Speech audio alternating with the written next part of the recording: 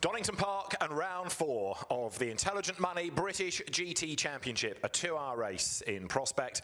It's not quite as hot and sunny as it was yesterday, but we have a dry road nonetheless, and we have a fine entry of cars as well. 34 in total here this weekend. 1 or 2 with gremlins that have become apparent during qualifying and the warm-up this morning. So we'll see whether all get to the track and indeed how the 2 hours is going to pan out, whether it's going to be an interrupted race, whether it's going to be a pure race.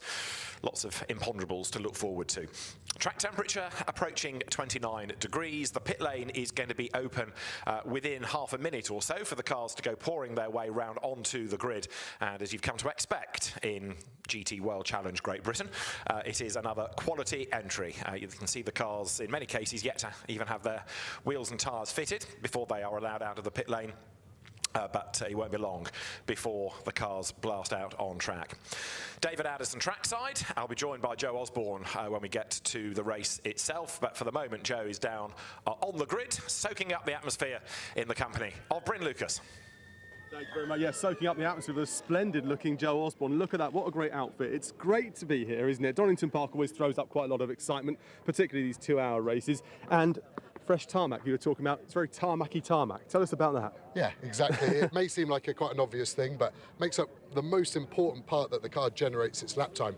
Resurfaced 3 months ago, it's still very new. You can actually see how black it is, and when you can get down, you can see the tyre is really sticking. You can feel it under your foot, and that's what the tyres are getting. That's why we're nearly 2 seconds faster than we were this time last year, just in the surface. We're also seeing less tyre degradation, so I think the guys are going to be able to push hard all the way through their stint. Well, you were saying earlier on in warm-up, weren't you, that the track sort of, it comes to you and leaves you as well, like tyres do as well, and once it's been relayed, you have that, 4-month window of decent rubber, or a decent different surface to race on. So you're expecting to see a lot of grip and a lot of action. Yeah, definitely, and while everyone is going faster, it's going to be interesting to see whose tyre goes off first, because that energy's got to go somewhere. The cars are going faster, it's generating more heat. The teams have had a big issue with tyre pressures, trying to keep them in their happy window. So I think we've got like another external factor to factor in today. I'm super excited. Throw another thing into the mix. I'll come back to you in just a second because we're going to do a bit of a GT3 walk. But before we do, let's go over to Julian Penniston-Hill from Intelligent Money. Julian, it's great to see you here on the track. And Donington's one of your happy hunting grounds. You're here a fair bit when we have British GT. It comes here twice a year, of course. And the 2-hour race, just talking to Joe, it's always quite an exciting one for us. Yeah, I do like the 2-hour race. Donington's my home track, so I live very nearby when I'm in England.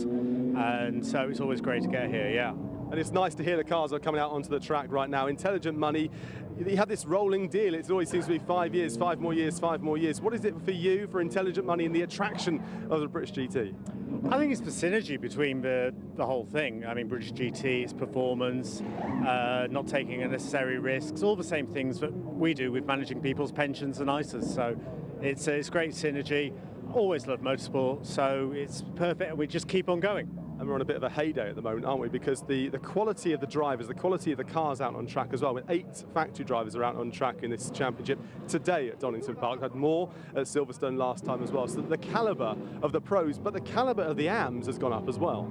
It has everywhere. I mean, the number of factory drivers is brilliant.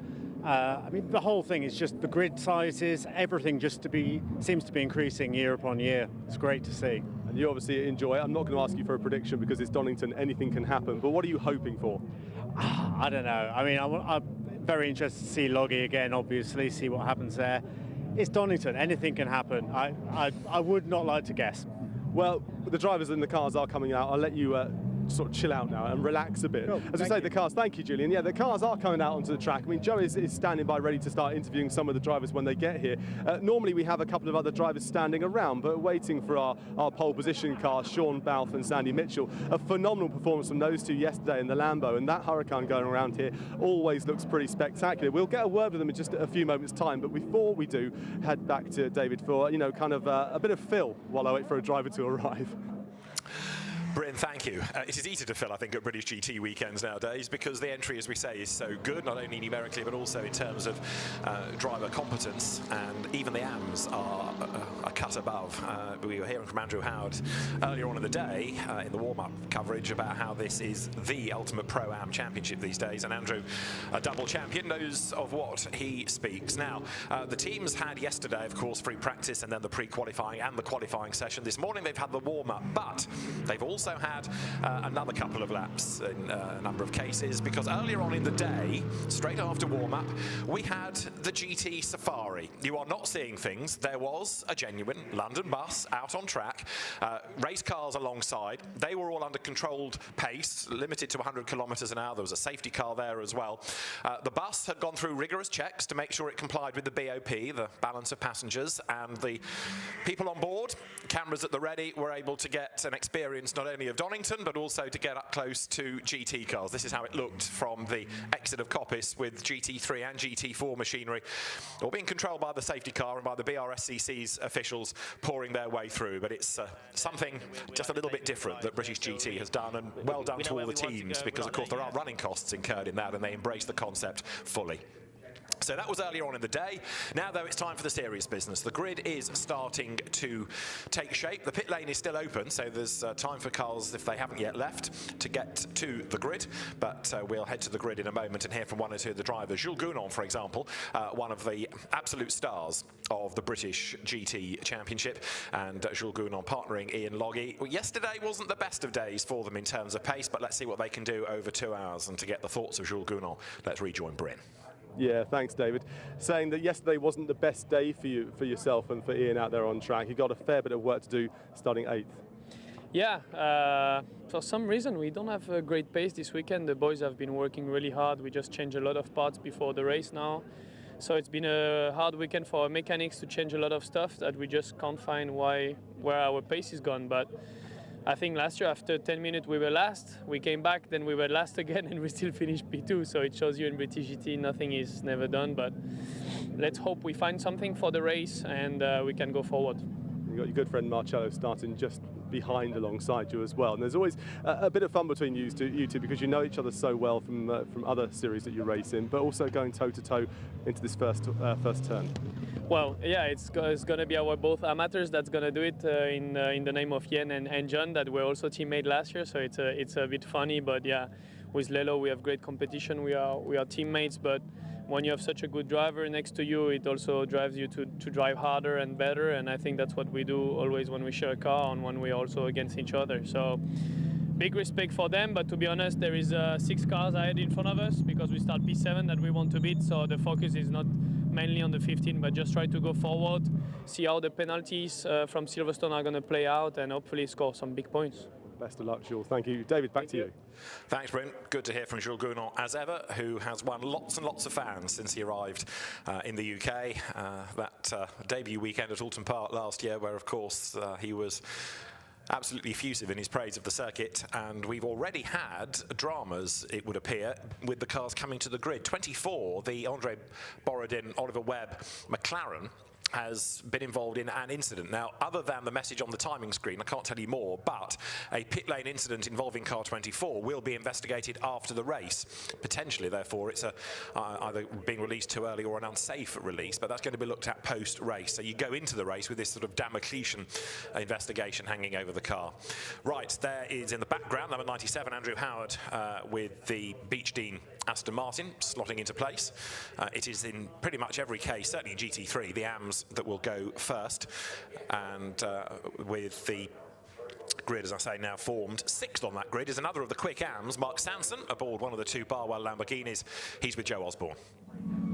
Thank you, David. Yeah, so on the grid with Mark, we've seen you in quite a few cars over the years. First time in the Lamborghini this year. It's taken a little while for the ball to get raging, but finally it seems like Barwell got on top of the car. Lambo giving you some upgrades, we know, with the brakes. Sister car is on overall pole. You're on silver and pole. What are you looking for at the end of this race? What position overall are you kind of hoping and wanting to achieve? Well, I suppose from my point of view, I out-qualified some of the guys immediately ahead of me. So we know we've got the pace. Also, some of those ahead have success penalties carried over from Silverstone. So I'm just looking for a good, solid, clean stint, keep out of any trouble, in particular at turn 1, which we know can be a flashpoint on the opening lap. Settle into a rhythm, at least hold station. If I could pick up any places, that'd be great, but we know that we could inherit some places at the pit stop just by virtue of the success penalties. So I think we can look to move forward, and that's definitely the aim. Perfect. Fighting words. I'd like to see where you are at the end of the first lap. I'll put some money on you. Fantastic. All right, Mark.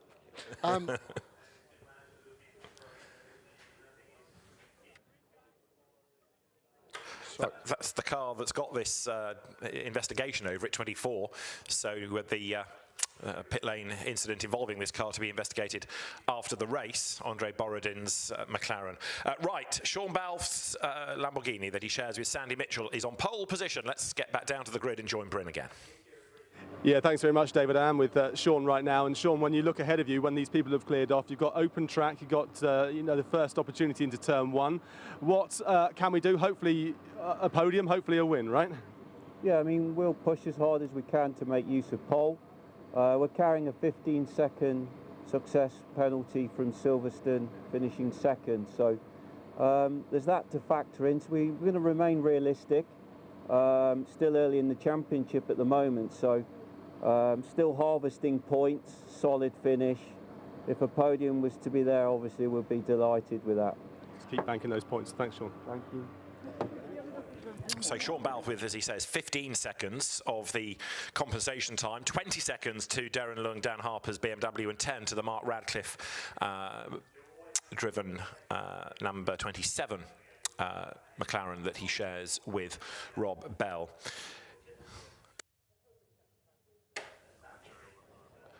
So just to try and pick out one or two more of the rapid drivers, look no further than Ewan Hankey. He'll do the second stint, though, in number 13. Lucky Carer to start, which means Ewan is free to talk to Joe. So car 13, Ewan, lucky for some, lucky for others, maybe not. Lucky your teammate. What are your chances today? I think we've got a pretty good chance, actually. All through practice, we've been really strong.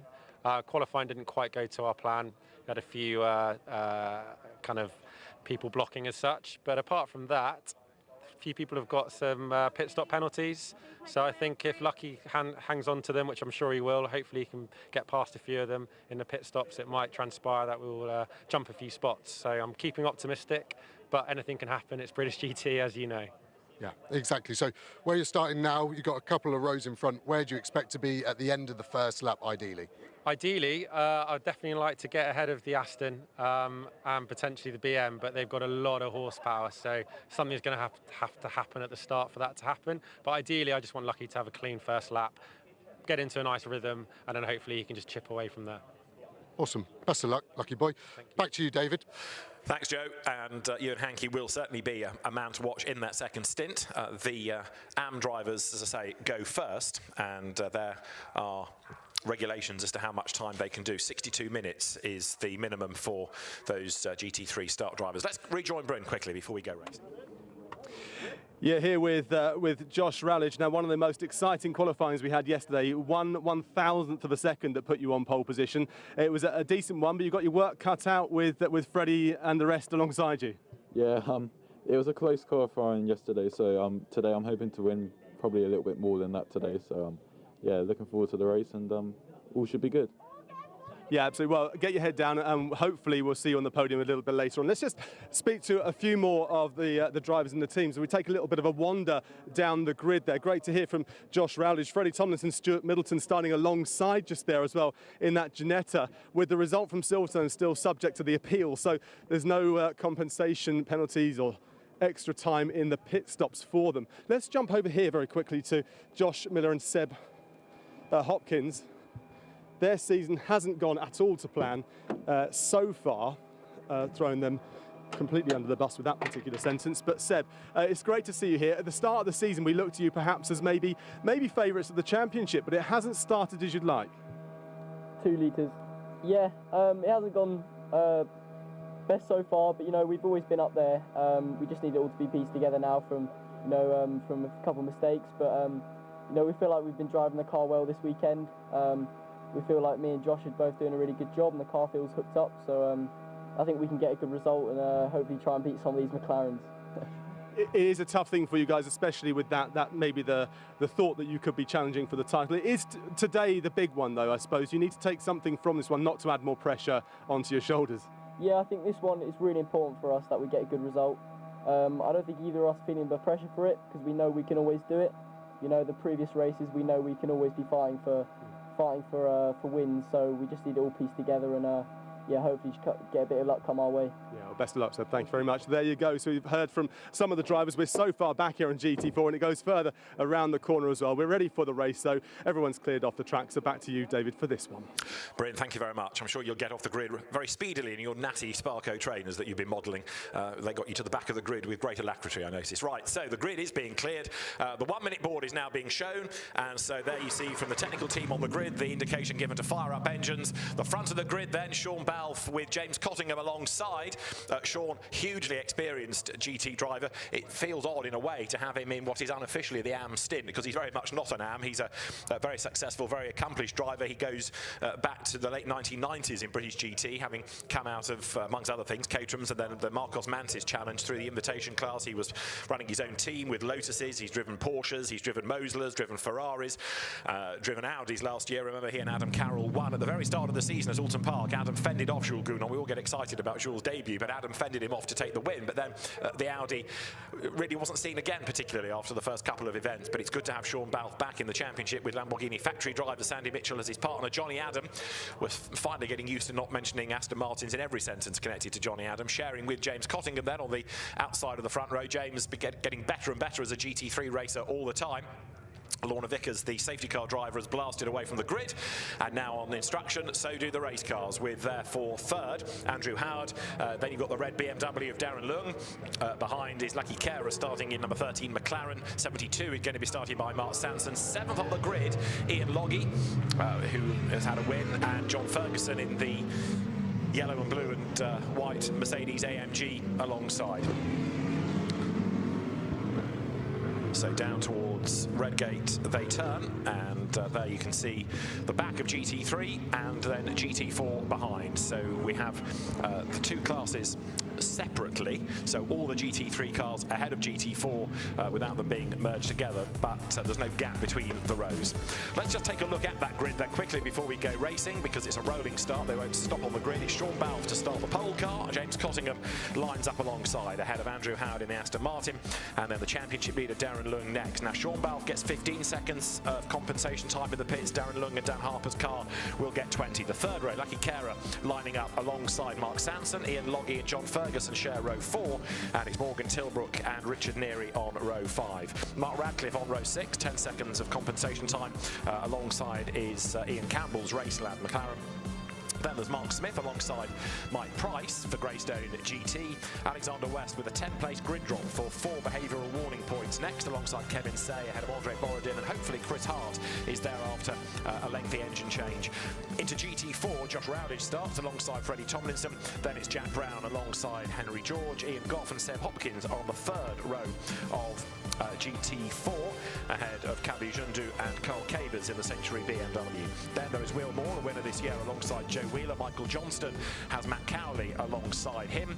Then it's Ben Short and Ed McDermott on the penultimate row. The back of the grid, Zach Meakin's Porsche, question mark, and Ian Duggan's Ginetta. I say question mark over the Team Parker Porsche because they've had a misfire all weekend that they just can't trace. It's fine for about up to 7 laps, and then suddenly there's a misfire, and it was described as chasing a ghost that we can't find. So that car is in its garage, and if they couldn't find the misfire, they weren't going to run it because it just wouldn't be safe for everybody else, and there's no point putting the team and the drivers through a race that there's just no chance of coming out on top from.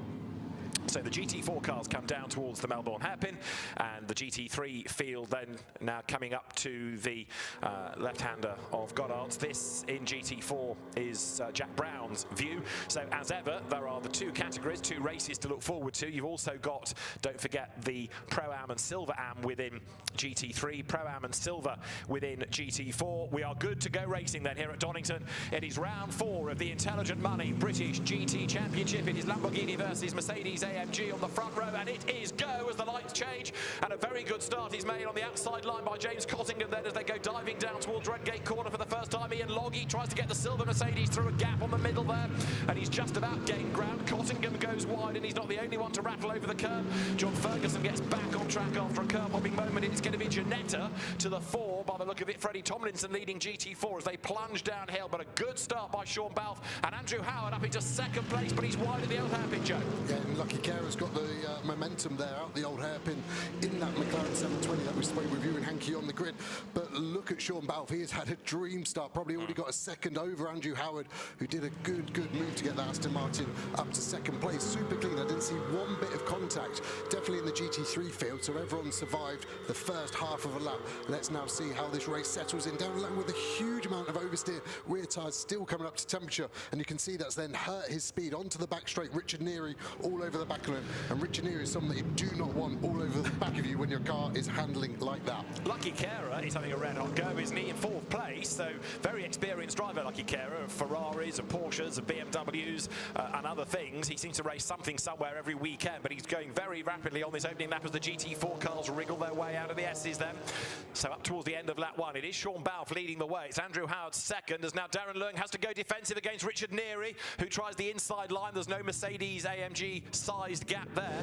That green Mercedes, one of the original cars, the other Mercedes AMGs are the Evo models, and that alone, that green car, copped an extra 15 kilos of extra weight under the balance of performance adjustments for this weekend. But it's not phasing Richard Neary. He is right there on the tail of Leung. Yeah, and the BMW is very strong in this first part of the lap. First sector, as we dive down the crane, is easy flat. That BMW can stretch its legs. So Neary has now got to try and stay as close as he can. You can see him running a little wide there.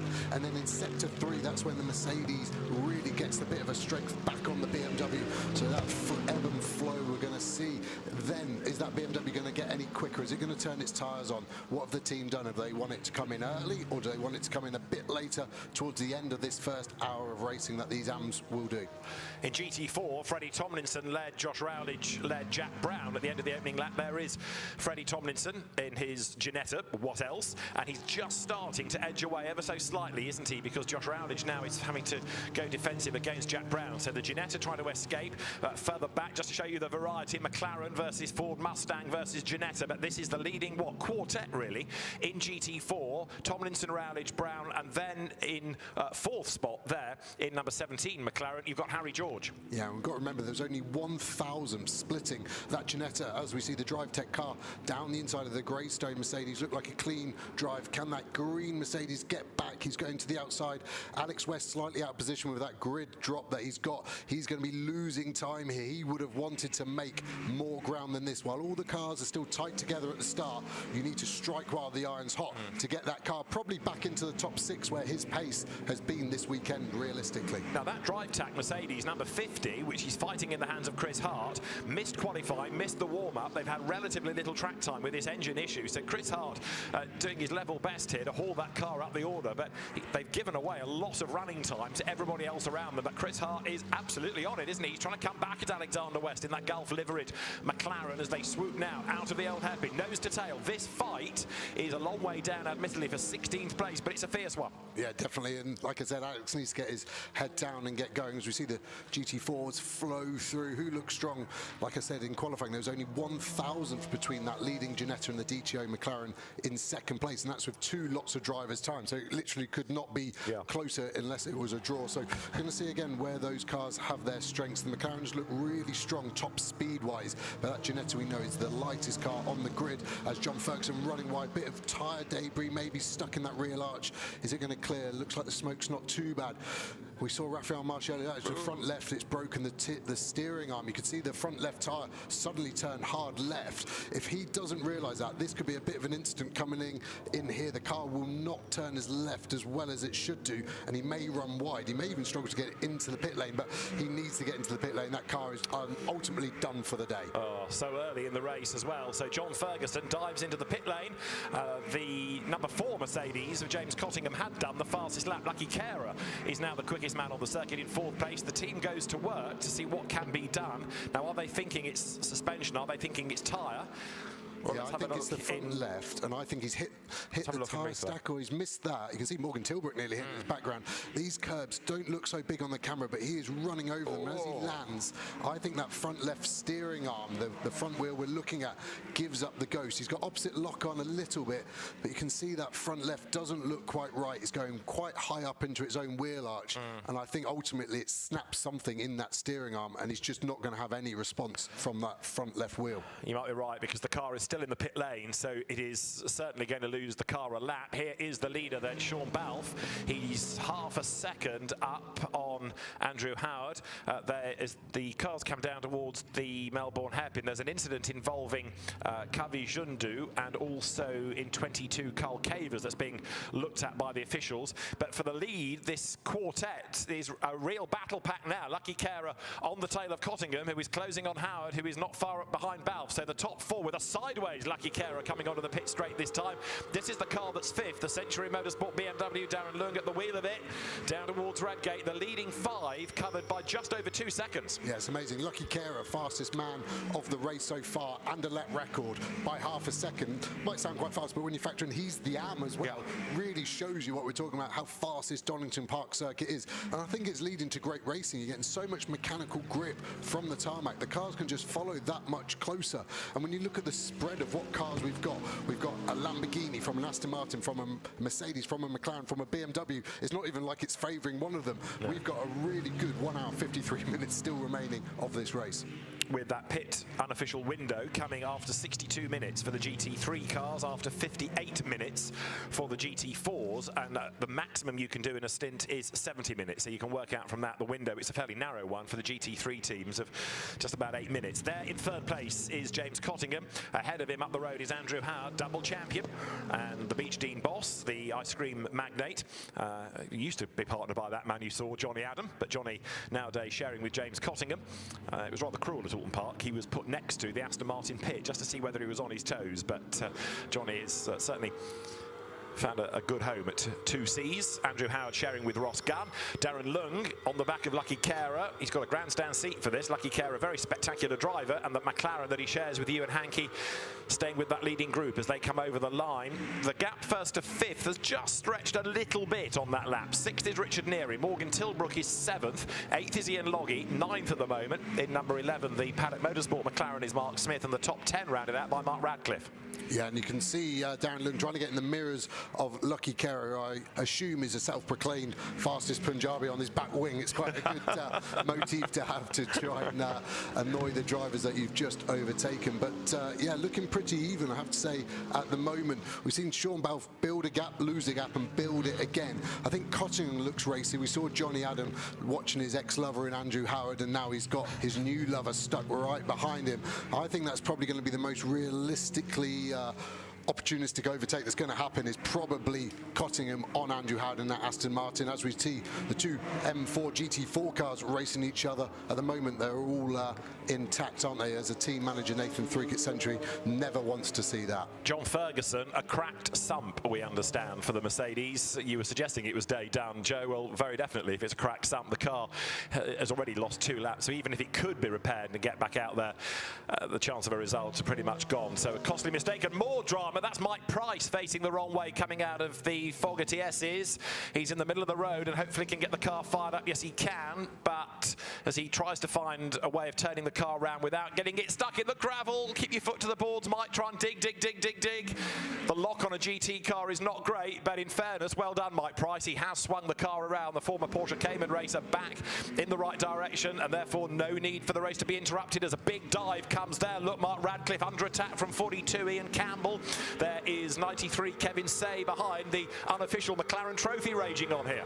Yeah, McLaren parts truck will be rubbing their hands in delight at this. There's potentially a lot of damage coming up. Campbell looks super racy. I think another McLaren might have actually turned around Mike Price in Alex West. We saw him scampering out shot, and he's just boxed. So I'm putting 2 and 2 together, and I can't add it up, but I think it's going to be 4 as we're on board with Kevin Say. He's got a grandstand view. Looks like the option car went a little deep in there. There is Alex West. What have we got? Looks like the front left is maybe a bit lower.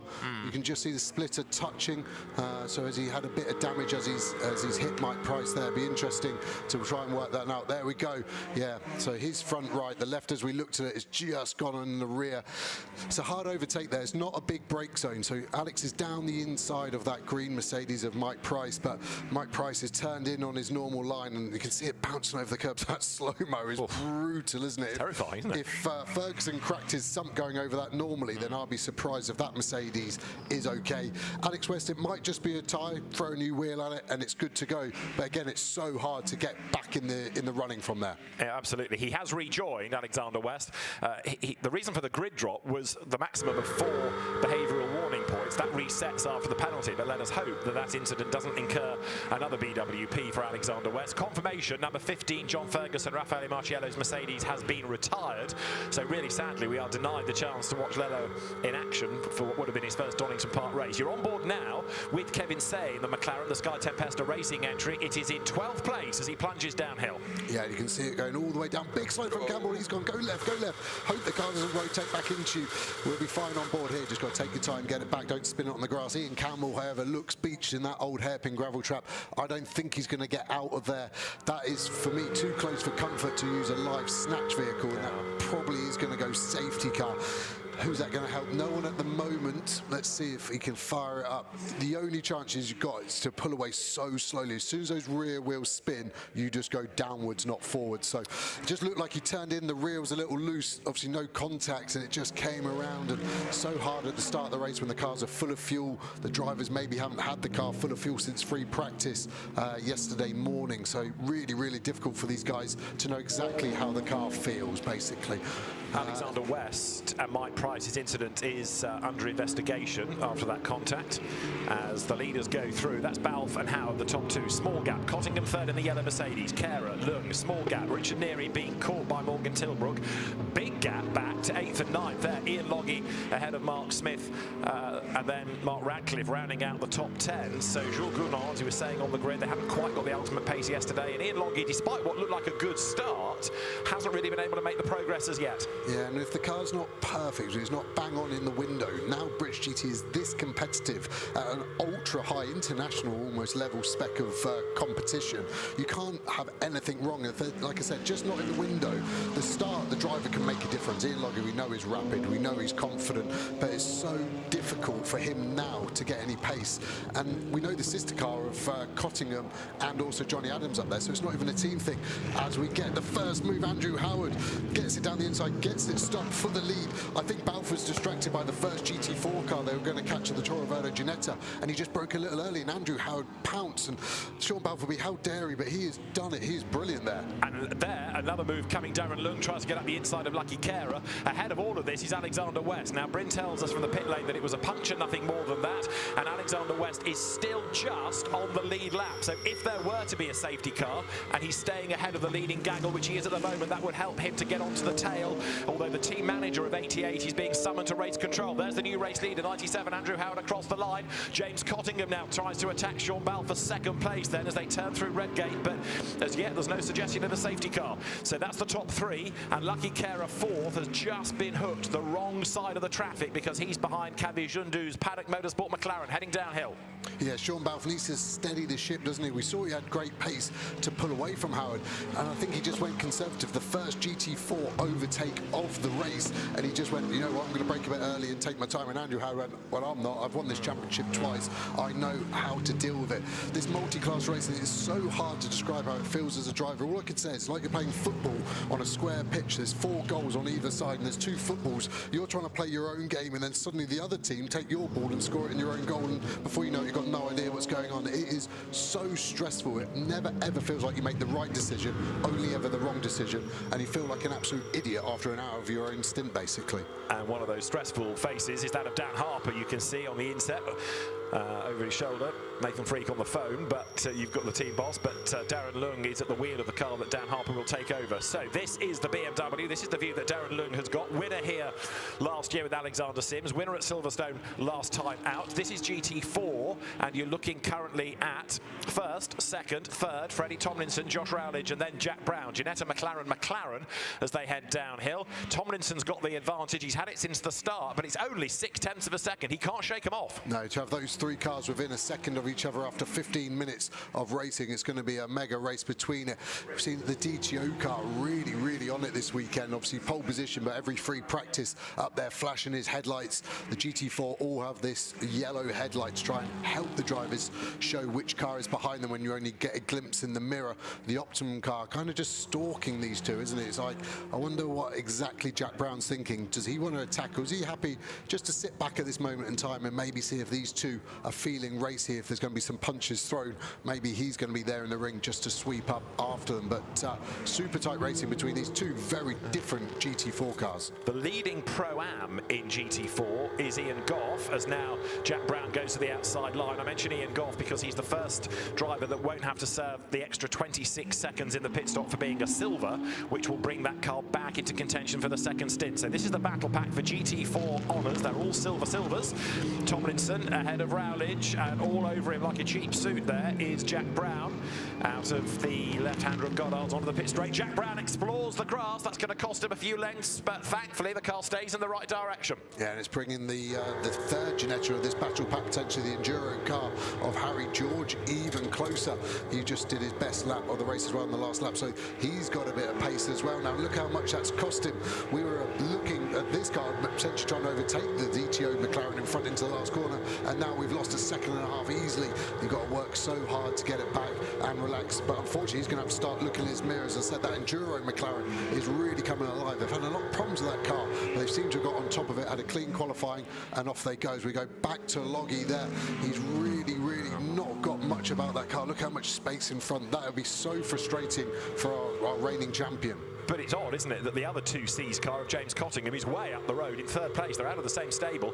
Alexander West, by the way, is just being given a 10-second stop-go penalty, the 88 McLaren, for causing a collision. We saw it in the replay against Mike Price. 22 BMW there is Carl Cavers. Right up behind him is the similar BMW M4, Michael Johnston's Century Motorsport car, and the GT3 field now in and amongst them. We're also getting Richard Neary and also Lucky Carer and also Darren Leung being looked at for possibly overtaking under yellow flag. So the race officials are busy, but there's more in the system, and it's potentially going to affect cars up at the front of the field. There's a big dive Morgan Tilbrook down the inside of the Ginetta there. The Ginetta, in my opinion, wasn't ready to be overtaken. That was a lunge from Tilbrook, and he had to back out of it. Luckily, he had enough in reserve. He's flashing his headlights, but he's lost all that time. Now, as you see, everyone on the headlight flashes.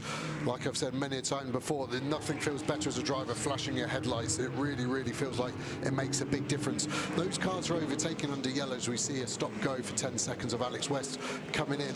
He's had a hard couple of weeks, hasn't he? Yeah. Silverstone hit Nick Jones, got a penalty for it. That's why he was further back, and now he's just had a collision, probably because he was further back after hitting someone at Silverstone, and he gets another penalty. It's quite hard to get out of that rhythm, basically, and that's pretty much day done for them. Carer on the grass trying to get around the outside of James Costigan, who's probably held up.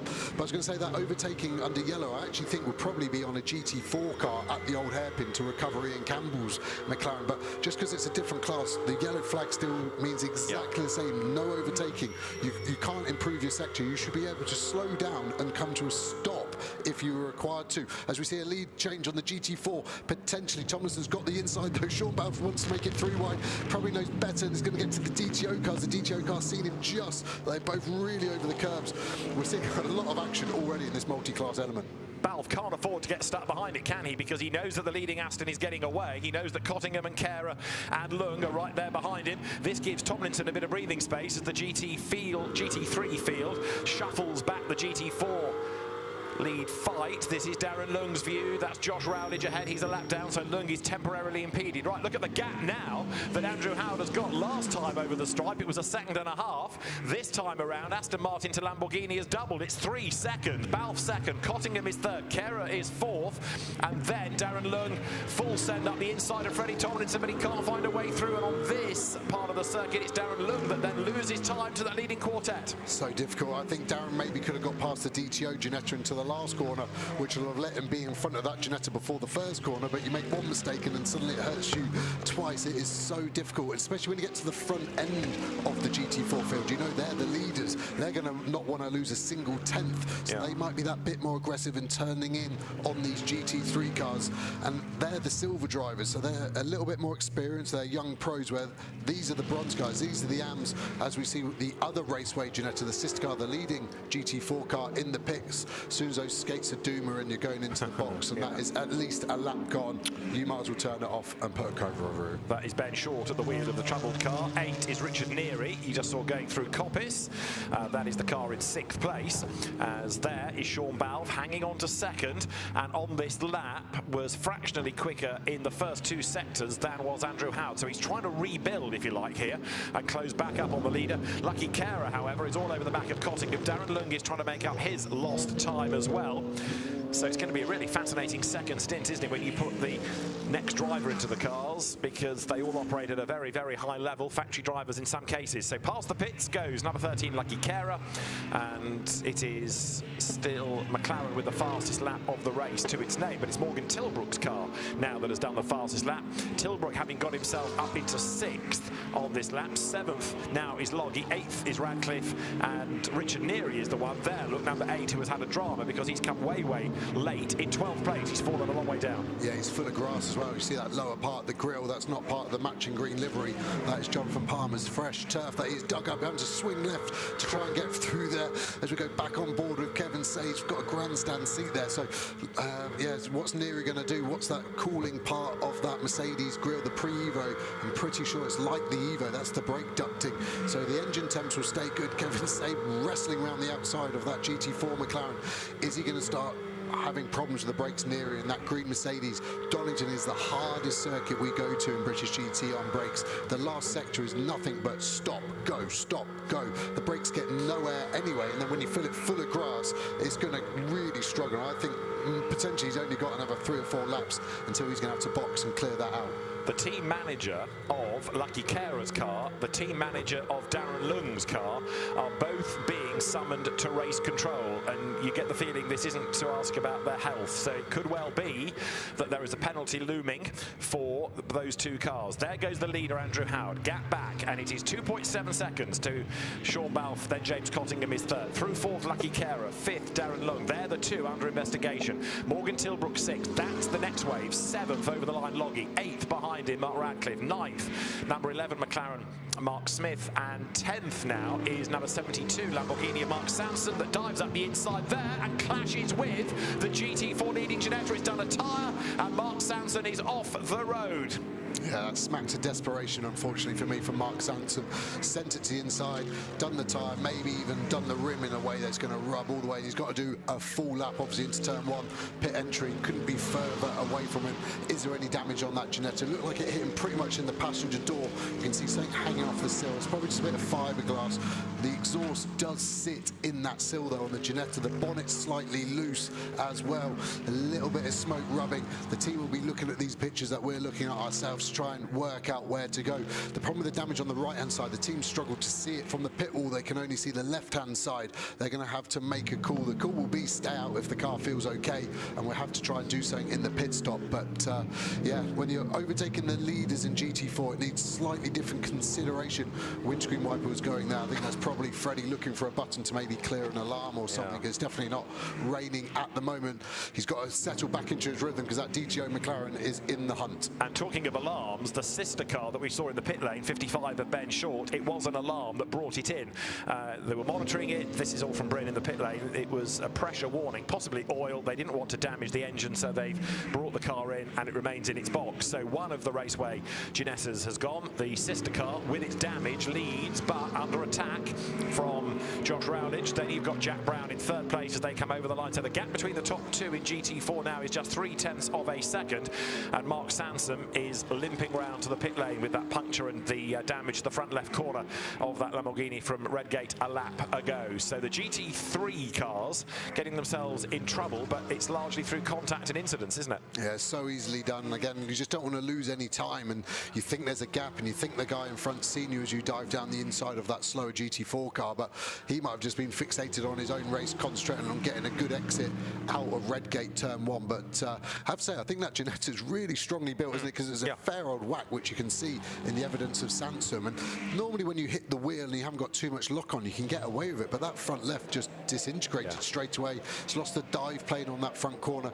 The mechanics will always give the wheel a wobble as we run wide. Should be able to keep it pinned. Is the DTO car going to get a run? He will be on the outside. Tomlinson just needs to brake late, hold him out to dry, and then ask the question, do you want to go around the outside? Which the answer should always be no. And then he lives to fight another day. But does it look like the car's going away? Has it suffered a bit of damage, which is hurting performance? It's hard to say, but these three are looking as racy as they did 25 minutes ago at race start. So Jack Brown to the outside of Josh Rowledge. Jack Brown in number 90. Mark Sanson has just rejoined, by the way, as you go back on board third in GT4. Jack Brown, ex-Ferrari racer before he came into British GT, has a go, does he, on the inside line? Thought about it, thought better of it. So it's still the Ginetta in the lead. It's been attacked by Lamborghinis. It's been on the grass. It's got bits hanging off it, but Freddie Tomlinson still leads as he comes across the line. Right there behind him, Josh Rowledge, and then Jack Brown lines up again for a look on the inside. That is number 80 in the pit lane, Joe Wheeler's Ginetta. So that one has got a problem, but 56, no matter what's been thrown at it, this bulletproof car still seems to lead the class, with Freddie Tomlinson doing a good job. Yeah, I've got a super soft spot for Ginetta in there. We used to race one. I won the first ever British GT4 race, 2008, in a G50, the little sister of that car. And it's a really cool dynamic that Freddie Tomlinson, the son of Lawrence Tomlinson, the owner of Ginetta, who would have made and designed that car, is now leading a British GT4 race. So it's been absolutely wicked for them. It is a bit unfortunate they're losing. So we go on board here with Ian Loggy looking back. We're on the pit straight. See the Optimum car then late on the brakes. Sansom coming out the pit lane has turned in. It's actually for me quite hard to work out from that angle. Was that Sansom turning in, or was that the Optimum car lunging? It almost, my first gut instinct was a racing instant. As the car leaves the pit lane, the driver's quite stressed, maybe he's checked the mirror, seen Loggy, but then hasn't seen that Optimum car of Radcliffe then behind it. Another big hit at the same corner within 2 laps for Mark Sansom. He has had a pretty brutal opening part to the race, hasn't he? And Richard Neary has just been in, I think, to get rid of the grass that was at the front. You're right about Mark Sanson's race being pretty brutal. Ian Duggan's Ginetta is in because they can't find 6th gear. Joe Wheeler's Ginetta is in because that's stuck in first. So gearboxes and Ginettas, not a great day. So thanks to Bryn in the pit lane for the information. But those 2 cars, both out of the Toro Verde GT stable as well. So the team having a pretty torrid time. Right, the healthy Ginetta, battle-scarred but healthy. Freddie Tomlinson's class-leading entry turns through. And 27 McLaren, Mark Radcliffe, has just made a pit stop after the contact with Mark Sanson, but he has just rejoined. Right, downhill they go. Josh Rowledge skims the grass a little bit there going down through the Craner curves, but is he doing the right thing here, just sitting there, not doing anything rash with over an hour and a half still to go, or can he genuinely not find that last 10th of pace to have a go for the race lead? As in, were this the last half an hour, would he be a bit more energetic? Yeah, I think the latter. I think he'd want to be in front, he'd want the clean air, he'd want to be able to run at his own pace. Obviously, you've always got the greatest confidence in your teammate, but you want to be able to deliver the best possible car in the best possible position, and the lead is quite obviously the best place to be. We know the Ginetta is going to hand over to Stuart Middleton, super quick, knows the car inside out. Aston Miller will be getting in that DTO car, also super quick. So I think it's a fair fight, but I think he would be getting down the inside of that Ginetta if he could. Cottingham, see it sparking the Mercedes, got these super cool titanium skid blocks just at the back of that sill in front of the rear wheel. It's to save the chassis basically, so it doesn't bottom out on that, but you do get a nice firework display as well. As we come back to that, they are nose to tail. I think Jack Brown is probably still the only one maybe waiting for something to happen. I would say another 10 minutes, then he's possibly going to start to try and make this a proper 3-car battle for the lead. But at the moment, I think they're being sensible, is a strong word, but then let's see what happens. We'll find out. Yeah, Josh Rowledge will go to bed tonight with the back of that Ginetta ingrained in his mind. That's all he'll see even when he closes his eyes. He's been staring at it for nearly half an hour, and Jack Brown in turn staring at the back of the DTO McLaren DTO. Oh, now that shouldn't look like that. It's Chris Hart's drive tack Mercedes. A bonnet pin potentially is broken. Certainly the bonnet is up. He can't see where he's going. And this is what happened. One pin has gone, air gets under it, bang, and around he goes. That could have been a whole lot worse, but that would have been a really frightening moment. Yeah, so I think he's probably had some rear end contact. He's crashed in the back of someone's rear, broken the pin. What can he see through? Potentially those bonnet scoops, but I think they're actually solid. There's a little bit in the middle there. I think it's just, as you said, broken the bonnet pin. it'd be interesting. I don't know why it spun when the bonnet went. I assumed he's jammed the brake on and it's rotated the car. I don't think it would have acted as like a parachute on the front end. He needs to be careful. The team needs to be on the radio telling him to just kind of stay out of the way at the moment, but it's going to be hard. It's lucky that Mercedes has like a polycarbonate windscreen, because if it was glass, that would have smashed, and that would have been really, really not particularly nice to be sat behind. So there's a lot of drama going on with everyone that's pitted. Obviously, this isn't their mandatory pit stop either, so all those guys are really on the back foot. Now that Mercedes, remember, was the car that had the engine change overnight. This is Kevin Say that you're riding with now, who is on the tail of Richard Neary, but they are on different laps. So the Mercedes here being lapped by the McLaren, but Richard Neary treating this in a sense as though it was a battle for position. He's not prepared to get out of the way readily and let the McLaren by. Maybe that Richard hasn't yet been told that you're on a different lap from the car behind, so you don't have to fight it. But Kevin Say, for the moment, at any rate, in 9th place, being delayed by that lapped Mercedes just up the road ahead. Yeah, he'd be hugely frustrated. He'd be on the radio to the team, getting the blue flags out. But it's so hard for the marshals in this phase of the race when you're sort of same class but a lap behind, only because you've had a problem. Richard is holding him up, but not by much, is he? So he'll be thinking, I don't want to let him go in case then he holds me up. We've seen a bit of a gap there from the DTO to the Optimum GT4 McLaren. That's the Optimum GT3 McLaren, just to make it a little bit more confusing. So let's see what we've got coming into turn 1 here. 72 Mark Sansom. It is a long way back. He's alongside at the apex, so he's got a right to be there, but it's hard, I think, for Tomlinson to know he's going to be coming from that far back. Yeah. It was high risk, and it wasn't high reward in the end. And as you can see, a driving standards flag goes to them, and then the incident involving Mark Sansom and 27 of Mark Radcliffe after the pit exit from the Lamborghini, that's under investigation as well. And there's another incident now involving Mark Sansom under investigation, and it involves number 50, interestingly, which is the Mercedes that we just seen with the bonnet damage. So potentially he's had 3 lots of contacts in 3 laps, one with the GT4, one with the Optimum GT3, and then one with the drivetrain Mercedes. I mean, yeah, they did an engine change last night. It obviously seems coincidental the engine bonnet's gone, but maybe the car just wanted to show off it had a new engine to everyone here at Donington Park. But just so much damage being done at the moment. It's really a race of attrition, isn't it? When you look at the leaderboard now, you think Smith in that Greystone Mercedes had a spin, went through the gravel. He's now back up to P8, which is higher than where he started. It's really Loggy's the last of the survivors of the GT3 field. I mean, in the past, we've had drama at Donington at the first corner. They got round there safely, but we've had a lot of drama over this first half an hour of the race. And remember that the GT3 cars have to be out for 62 minutes in the first stint before they can think about pitting down through the Craner curves. Then now comes the second and third fight in GT3 up at Coppice. The lead is potentially about to change in GT4 because Josh Rowdage looks for a tighter line coming out of the corner, and really for the first time properly he's going to be almost level with Freddie Tomlinson behind them looking for a way through in number 42 McLaren. Look, is Ian Campbell's GT3 car. He's gone through.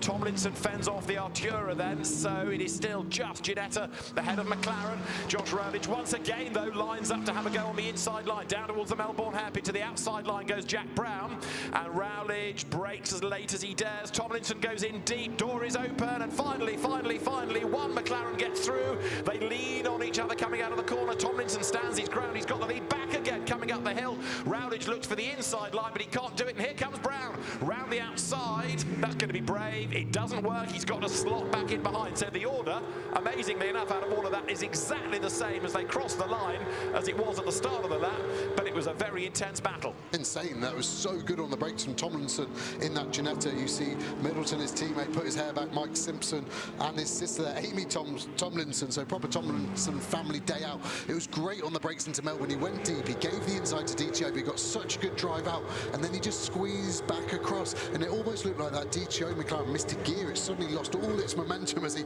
takes the inside there, runs wide. We've seen a lot of track limits on the exit there. The Raceway team pointing that out for the race director, I'm sure.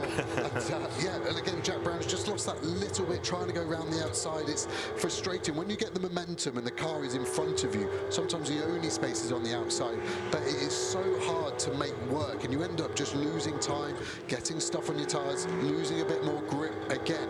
So you're almost better just to lift off. It feels so perverse in a race car to lift off the throttle and coast, but then you can concentrate on getting a good exit and maybe going. Here we now looking at Borodin in the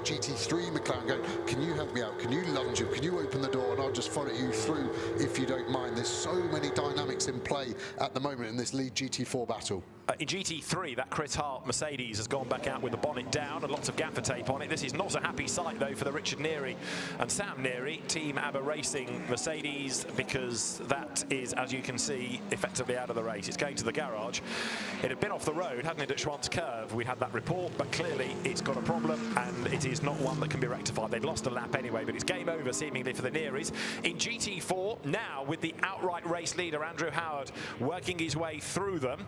Again, the third place GT4 McLaren drops a lap, and for the moment, Freddie Tomlinson, courtesy of Andre Borodin's McLaren, has just got away slightly from Josh Rowledge. Andrew Howard lapping GT4 cars, and will have to lap GT3 machinery as well. And Andrew just hesitates there, making sure that there's a gap on the inside. He didn't force the issue.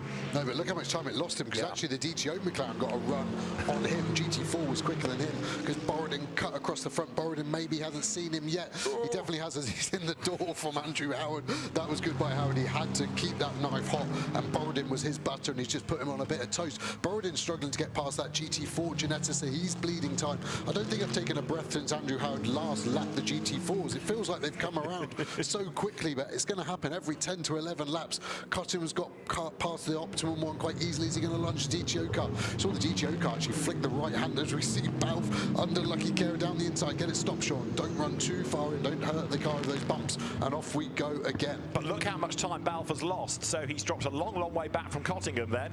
And there to the inside line, also charging through the field now is Morgan Tilbrook, who's got himself up into third place. Now, has Balf got a problem, or has he been off the road, or both? There is a stop-go penalty coming for number 27 of Mark Radcliffe for causing a collision. That was against Mark Sanson. But Sean Balf then, who was second earlier on, he led early on, of course, but was then second for many a lap. But he's gone tumbling down the order. There's lots of traffic around as well, which can catch people out. But the order is Andrew Howard from James Cottingham, Morgan Tilbrook up to third from 9th on the grid. Now there's a McLaren that's getting stronger and stronger and stronger as this opening stint wears on. Balf is 4th, Kehrer is 5th, and Darren Leung is in 6th.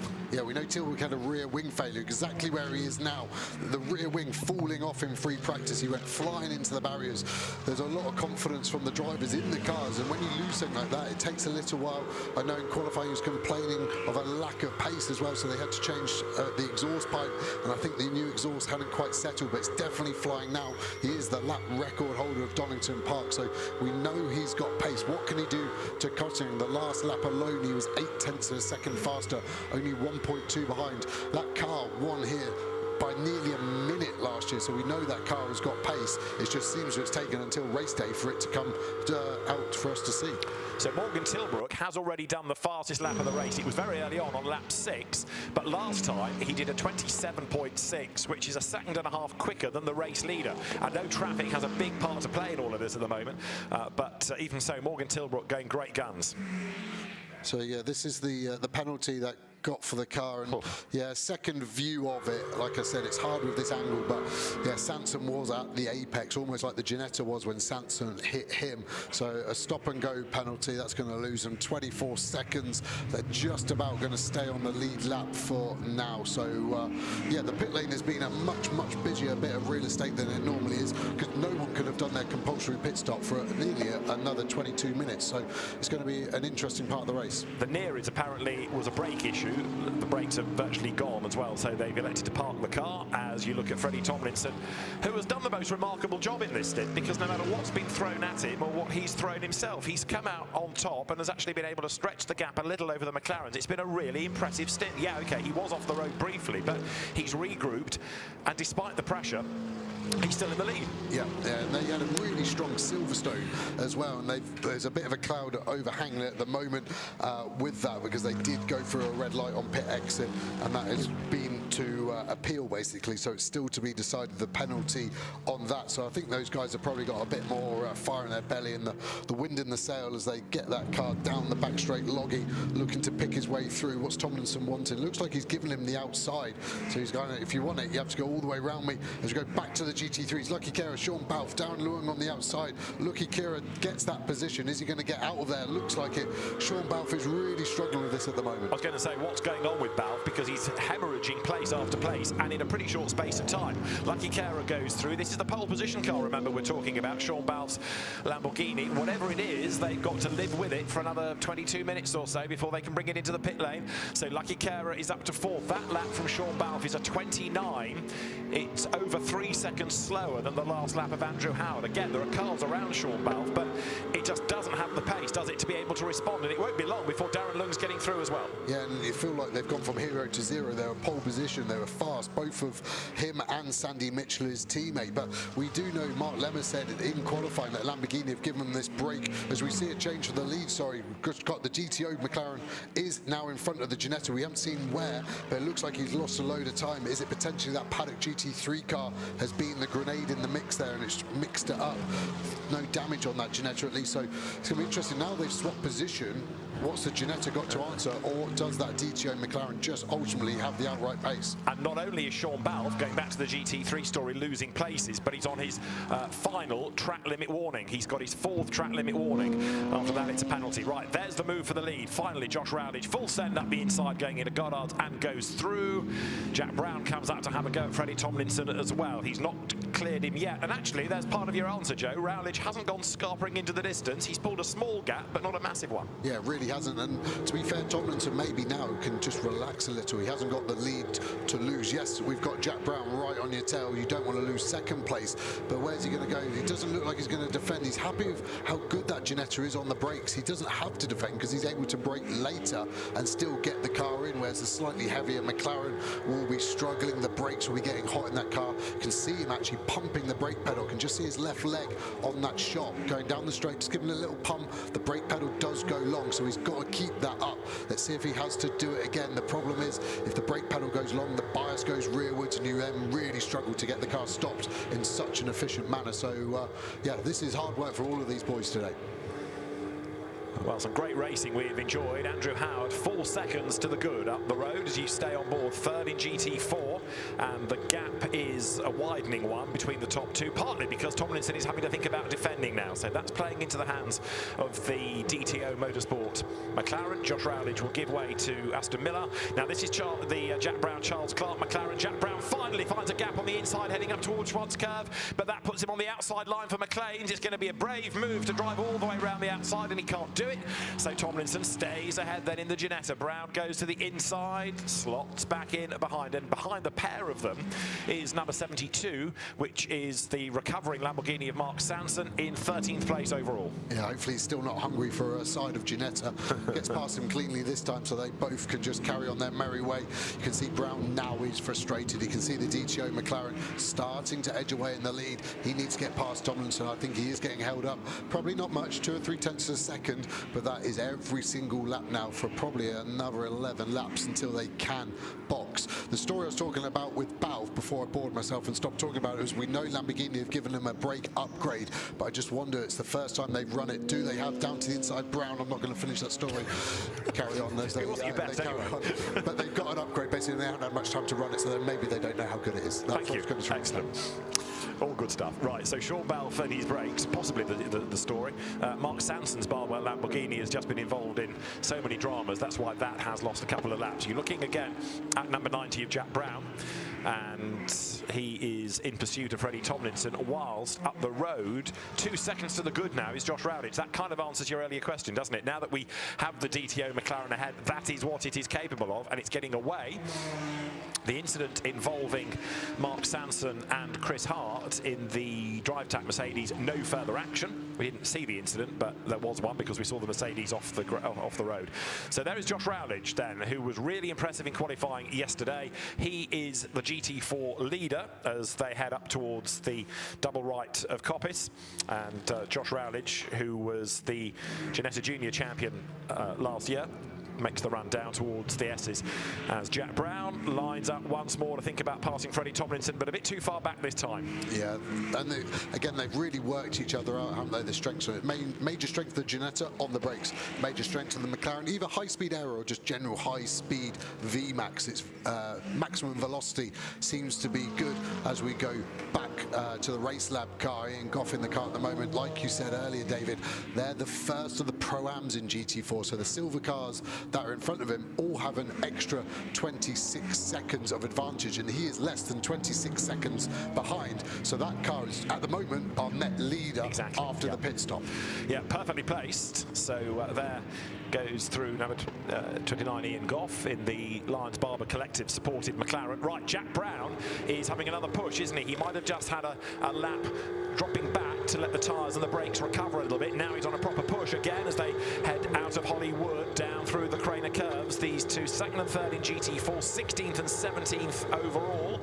And we are approaching the halfway mark, another quarter of an hour or so in this 2-hour blast around Donington. Jack Brown getting ever so bored, staring at the back of the Ginetta. Meantime, Darren Leung in 91 BMW to the outside of Sean Balfe, down to the Melbourne hairpin. Darren Leung needs the undercut coming out of the corner, but he can't do it. 50 Mercedes, of course, is, 6 laps back after its travails. Darren Leung to the inside line. The BMW towering over the Lamborghini, but Sean Balfe hangs on to the place for now. Yeah, it's going to get tasty, that, isn't it? Maybe Balfe is digging his heels in now. He started in first position.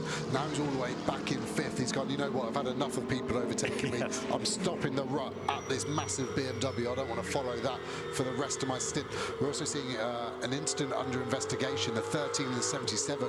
That's Lucky Carer and Morgan Tilbrook. We didn't see anything there, but there was a change of position. So it's always difficult to say if you're the car in front, it was your fault. So I hope for Tilbrook's fault it was a clean move, because his pace is really strong. And we know his teammate, Marcus Clutton, is fast anyway, but Donington is super fast. And that car is, I think, going to have a mega second half of the race. I think as we're on board with this car, let's see what he can see. What can we do with Balfe? So we're in a big car. You can always see over that Lamborghini, can't you? Got the dash there. The big number in the middle was his speed, and then the gear number there. So the driver just always monitoring there. Down to the inside, Brown gets second place finally. What's he got pace-wise now? That DTO car, you can't even see it in shot as Alex West wants to get involved in the party, but I think he's probably had enough. Damaging car, Tomlinson runs wide. Big old slide, did well to catch that. But look at the time he's gone. He looked in his mirror probably as West was there, turning in left. Got a little distracted, does the same again. You see the dust being kicked up. West is trying to be a good person and not get involved in the battle, but is actually confusing Middleton. He would be confusing Middleton's teammate in Tomlinson. Expect him to fly past, but I think West is just like, you know what, it's Sunday now. I'm not going to win, I'm going for a drive. I don't want any more damage to my car. He's 14th overall, Alexander West. That was Stuart Middleton you were looking at. Right, Sean Balfe ahead of Darren Leung, then the lapped Chris Hart. This then is the battle for 5th place. Sean Balfe ahead as they round Redgate. Darren Leung in the BMW. Interesting that Chris Hart's Mercedes has got the pace to stay with them. It's a shame that it lost all that time early on in its incidents. Sean Balfe then, his last lap was a 1:28.3. Darren Leung on the same sort of pace, but the fastest lap has now been done by James Cottingham. Last time through in the yellow 2Cs Mercedes, a 1:25.546. So as the car gets lighter on fuel, James Cottingham proving that the tyres are still working very well on this resurfaced circuit. He's the fastest man on track. The sister 2Cs Mercedes is the silver one there of Ian Loggy, and that is in 7th place, and he is closing on that battle between Balfe and Leung for 5th place. So Sean Balfe then comes down towards the S's. He'll be on the Grand Prix loop. Darren Leung staying right there behind him. Isn't there some interesting story about Sean Balfe's brakes, Joe? Yeah, I'm not going with it again because I think we're going to see some action coming into the Melbourne hairpin. Sean goes to the inside, defends, gives the BMW the outside. What can he do? Go in deep, make a V shape with your racing line. And that gives you a straighter run out. Should be able to get on the throttle harder and earlier to get a run. The Lambo we know has got great traction, big V10 over that rear axle, able to get some proper good grip and go out of it. What am I looking at on his dash? I'm just trying to see what his tyre pressures are. It's on the left-hand side. It's quite cleverly blocked. I can't see. What I want to see from the tyre pressure is where is he in the window. Most teams will be running 1.7 bar car, that's the optimal. But like I was saying earlier, with so much grip coming from this track, an extended run, the teams would have had to take quite a big guess. I can just see there, it looks like a 182, so on the rear right. So maybe the pressure's coming up a bit high on this BMW. The teams can use that information. Balfe with a slide there through the middle of Crane is having to brake early for the old hairpin, get the car in, running 4th gear there. So proper in between gear corner, the old hairpin is 3rd and a half, and unfortunately that's never been invented in a gearbox. So you have to choose, do you want the long gear of 4th to carry the speed, or do you want 3rd for the bang out of it and the torque? It looks really evenly matched, doesn't it? It just looks like at the end of this straight, the BMW just starts to get going. Balfe misses the apexes there at the Coppice corner. He's going to run all the way wide. Is he going to get a run on him? He's got to stay left. Don't go right. There's no point looking to the outside. Call the bluff. Stay left. Stay left. No, that's the opposite to what I just said. And he's going to stay behind him, potentially for another lap. And now Leung makes his move coming out of the S's, so there was the opportunity and easily through, and Ian Loggy is right there as well on the outside line. So Loggy has cleared Chris Hart. Now he comes up to try to have a go at the Lamborghini, which just did not seem to get the drive out of the corner. Leung has gone. He's already 2 lengths ahead, and the 2Cs Motorsport Mercedes of Ian Loggy senses a gap on the inside, but Sean Balfe covers it off. But let's see what the drive out of the corner is this time for the Lamborghini. Back on the power. Sean Balfe accelerates up towards the line. Remember, Balfe has 15 seconds, Darren Leung 20 seconds of compensation time in the pits. So that'll play into the hands of number 1 Mercedes that has a look to the inside line into Redgate. Can't find a way through there, but now look at the progress of Darren Leung. He's clearing off into the distance, and Balfe can only go defensive. Yeah, it's been so hard for Sean Balfe. Like, I've raced for his team in the past. He's honestly probably the nicest guy in the paddock. Big slide there. That car looks like hard work, and he's down now. He's got Loggy on his inside. I think Loggy's got that. I'm not saying he's given up, Balfe, but that car looks hard work. What do I mean by that?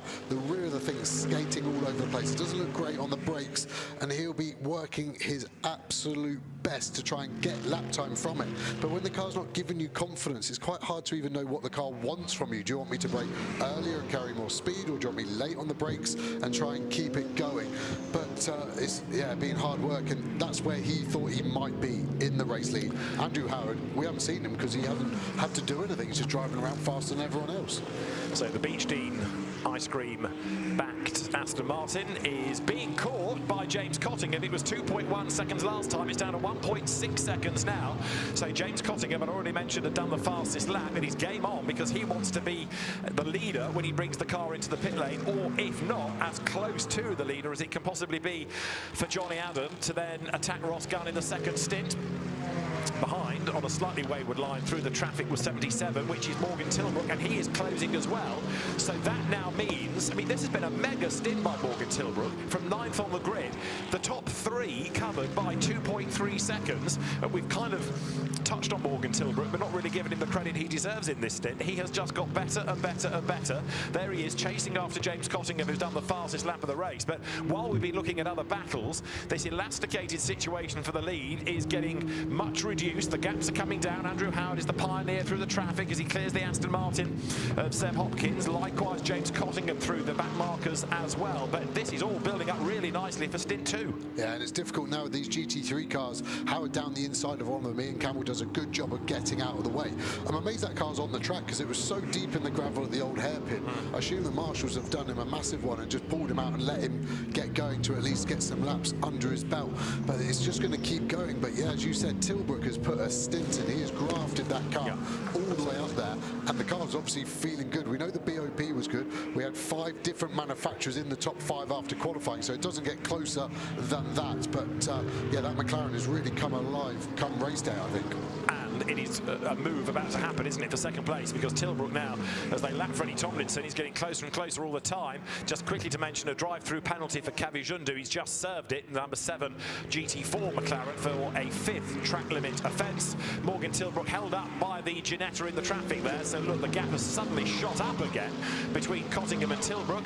It was 1.2 seconds only between Andrew Howard and James Cottingham last time across the line. That's Tilbrook trying to make up the lost ground, and now look, Cottingham has got a whole wall wall of traffic ahead of him, but he's not that far off the race leader. He's done a really good job there, diving through the traffic on the inside line. Cottingham for the lead before the pit stop. Question mark. It could be on. Yeah, really, really close. Good driving by all. When you go 3 wide, the problem is if you're the bookend of that 3 wide element of it, the other car can't see you. So I was worried that Jack Brown in the GT4 car wouldn't know Cottingham was on Campbell's inside and would try and squeeze him back over. But this is anyone's race. Mike Price getting dive bombed. He's seen him. He's done a mega job there. Andrew Howard needs to give him a big number 99 ice cream, because I think that was probably too optimistic, and if Price had turned in, that would have been Andrew Howard's fault on that one. Now Cottingham is asking the question of him as well, and then Andrew Howard gets away again, but now Tilbrook's right back on the bumper of Cottingham. I think Andrew Howard's current speciality is caramelised biscuit, just to be pedantic about his ice cream. James Cottingham is 9/10 of a second back now, and in third, Morgan Tilbrook a further 6/10 back. That means the top 3 covered by 1.6 seconds as Tilbrook goes to the outside of Mike Price, coming out of Hollywood, finds a dirty line, but Morgan Tilbrook is a brave man. This is the part of the circuit yesterday that the rear wing spat out of its securing elements to the side, and he had a huge spin down through the Craner curves, but it doesn't faze him at all. He has bounced back, and you can see the commitment being put in as he hustles now onto the back of the Ed McDermott driven Mercedes, the GT4 car. He rolled in testing on Thursday at the old hairpin, did Ed McDermott, so it's a replacement car that One Motorsport have had to get their hands on and build up ready for the weekend. So Andrew Howard leads, and a big drama in the background. Who's that gone around? It's Ian Campbell again, isn't it? Number 42 coming out of Coppice, but he's got it moving again, and traffic darts around him, so no dramas in as much as the road is clear once again. The race carries on, and many drivers won't even know of the spin that was happening up the road. Howard, Cottingham, Tilbrook, that's still the top 3. 65 minutes of the race to go, and that means that the GT4 opening stint is almost at an end, so we can expect cars into the pit lane really in the next 4 minutes or so. Yeah, exactly. And the only problem for Campbell there is because it was quite a long spin. I actually think he would have flat spotted his tyres, and you could just see the headlights bouncing along. He's driving along his 50 pence pieces, but luckily he's only got another 6 and a bit minutes to go until he can stop and hand over to James Kell, who will get a fresh set of tyres. All these cars will change tyres in the pit stop. There's a minimum pit stop time, so there's no advantage to try not to change the tyres. You'd just be sat there for another 20 seconds or so anyway.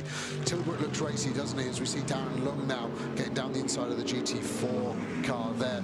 Loggie's just had to slog this one out, hasn't he? He's done nothing spectacular, but he just hasn't got that pace.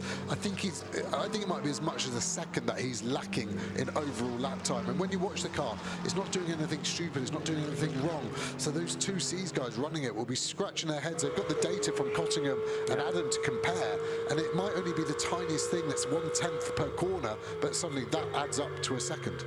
And in reverse, as he's sort of, as you say, slogging it out, but making a bit of progress, Sean Balfe is still out there, and he's now down to 8th, 27 seconds off the lead, and that's happened relatively quickly, hasn't it? Because he was always part of that leading group, but it's only over the last, 10 laps or so that the car has just plummeted through the order. So Ian Logie may not have the absolute pace, but has gained ground, whereas all unravelling for Sean Balfe, who cannot get to that pit window soon enough. Yeah, I mean, his last lap was a 1:31. That was 5 seconds slower than the lead battle. Logie to the inside.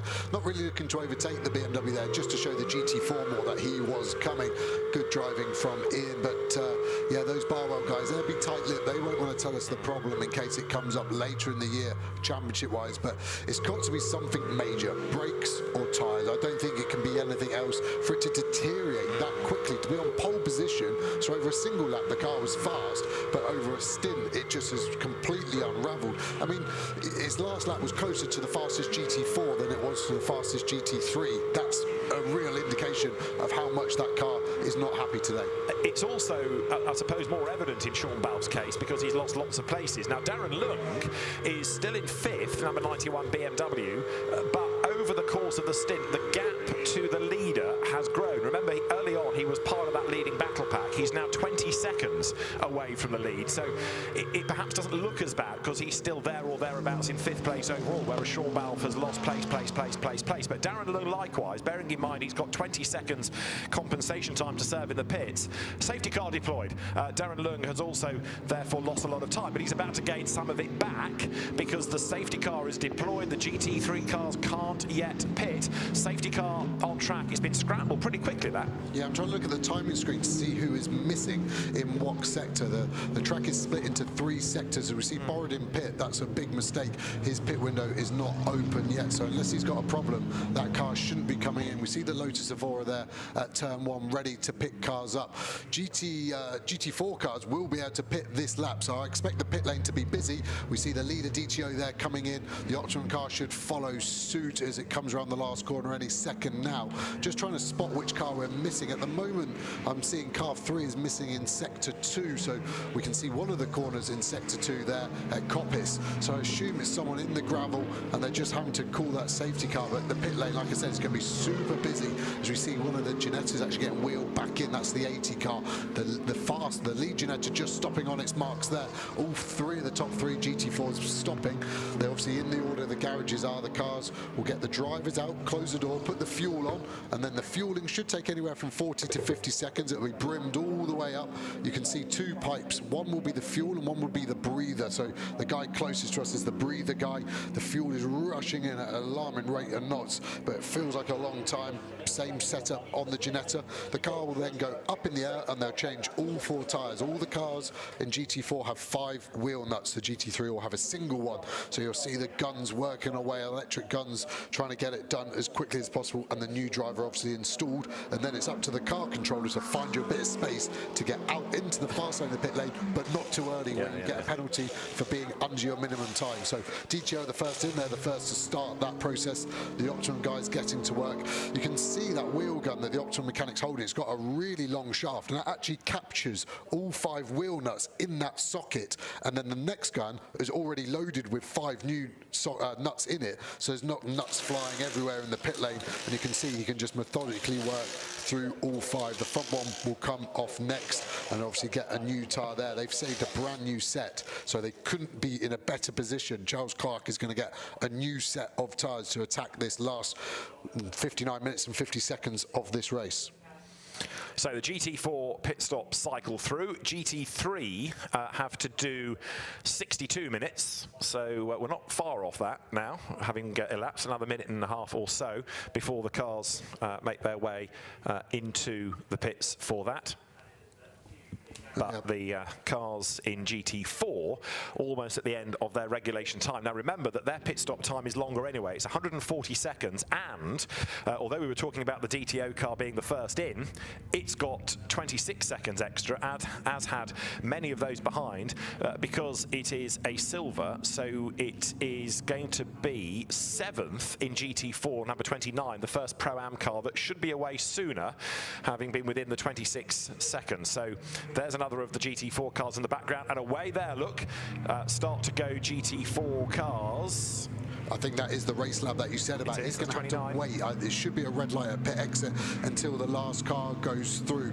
So that is the leading car of GT4, followed by DTO, followed by Optimum, followed by Paddock, followed by that Ginetta. So he's lost a couple of places as well from that. So yeah, the safety car was actually almost the fairest there. It's given the lead to the race lab car because of its less pit stop time, but then it's closed them all back up again. So it should be a fair fight among those top 5. But all of these GT4 cars are going to be able to catch back up now as we see a jump pack being plugged in. So that's an external battery that the 62 is going. It might be protocol, it might be normal. It's such a big engine in that Mustang. When it's hot, it might be quite hard to crank over for the onboard battery. So the scrutineer there just overlooking it, make sure he's happy with everything, but all looks normal. But when I quickly looked at the timing screen before the safety car caught Ever, it looked like we had 10 to 11 GT4 cars all on the same lap.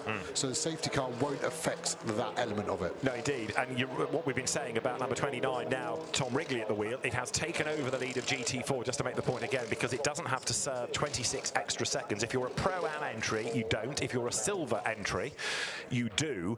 So, okay, tick, it has gained the lead, but the negative is that everybody else is going to be right on the tail of that new GT4 leading car. Now, having said that, Tom Wrigley is a very, very quick driver, so he should be able to fend off the Silvers in the remaining however many minutes we get of racing once the incident is attended to. Safety car then has picked up the overall race leader, and of course, as you've just seen, you can pit under the safety car. So down towards the Melbourne hairpin comes Andrew Howard, and they should be able to serve their pit stops this time. So all the GT3 cars you can anticipate as a wave to come in, and remember that there are 15 extra seconds of compensation time to be served by number 78 Sean Balfe giving way to Sandy Mitchell, 20 seconds for Darren Leung to give way to Dan Harper, 10 for Mark Radcliffe to give way to Rob Bell. So Joe, on the one hand, yeah, it hurts because they're longer pit stops, but because you're behind the safety car, you're not going to lose that much. Yeah, it's track position that you're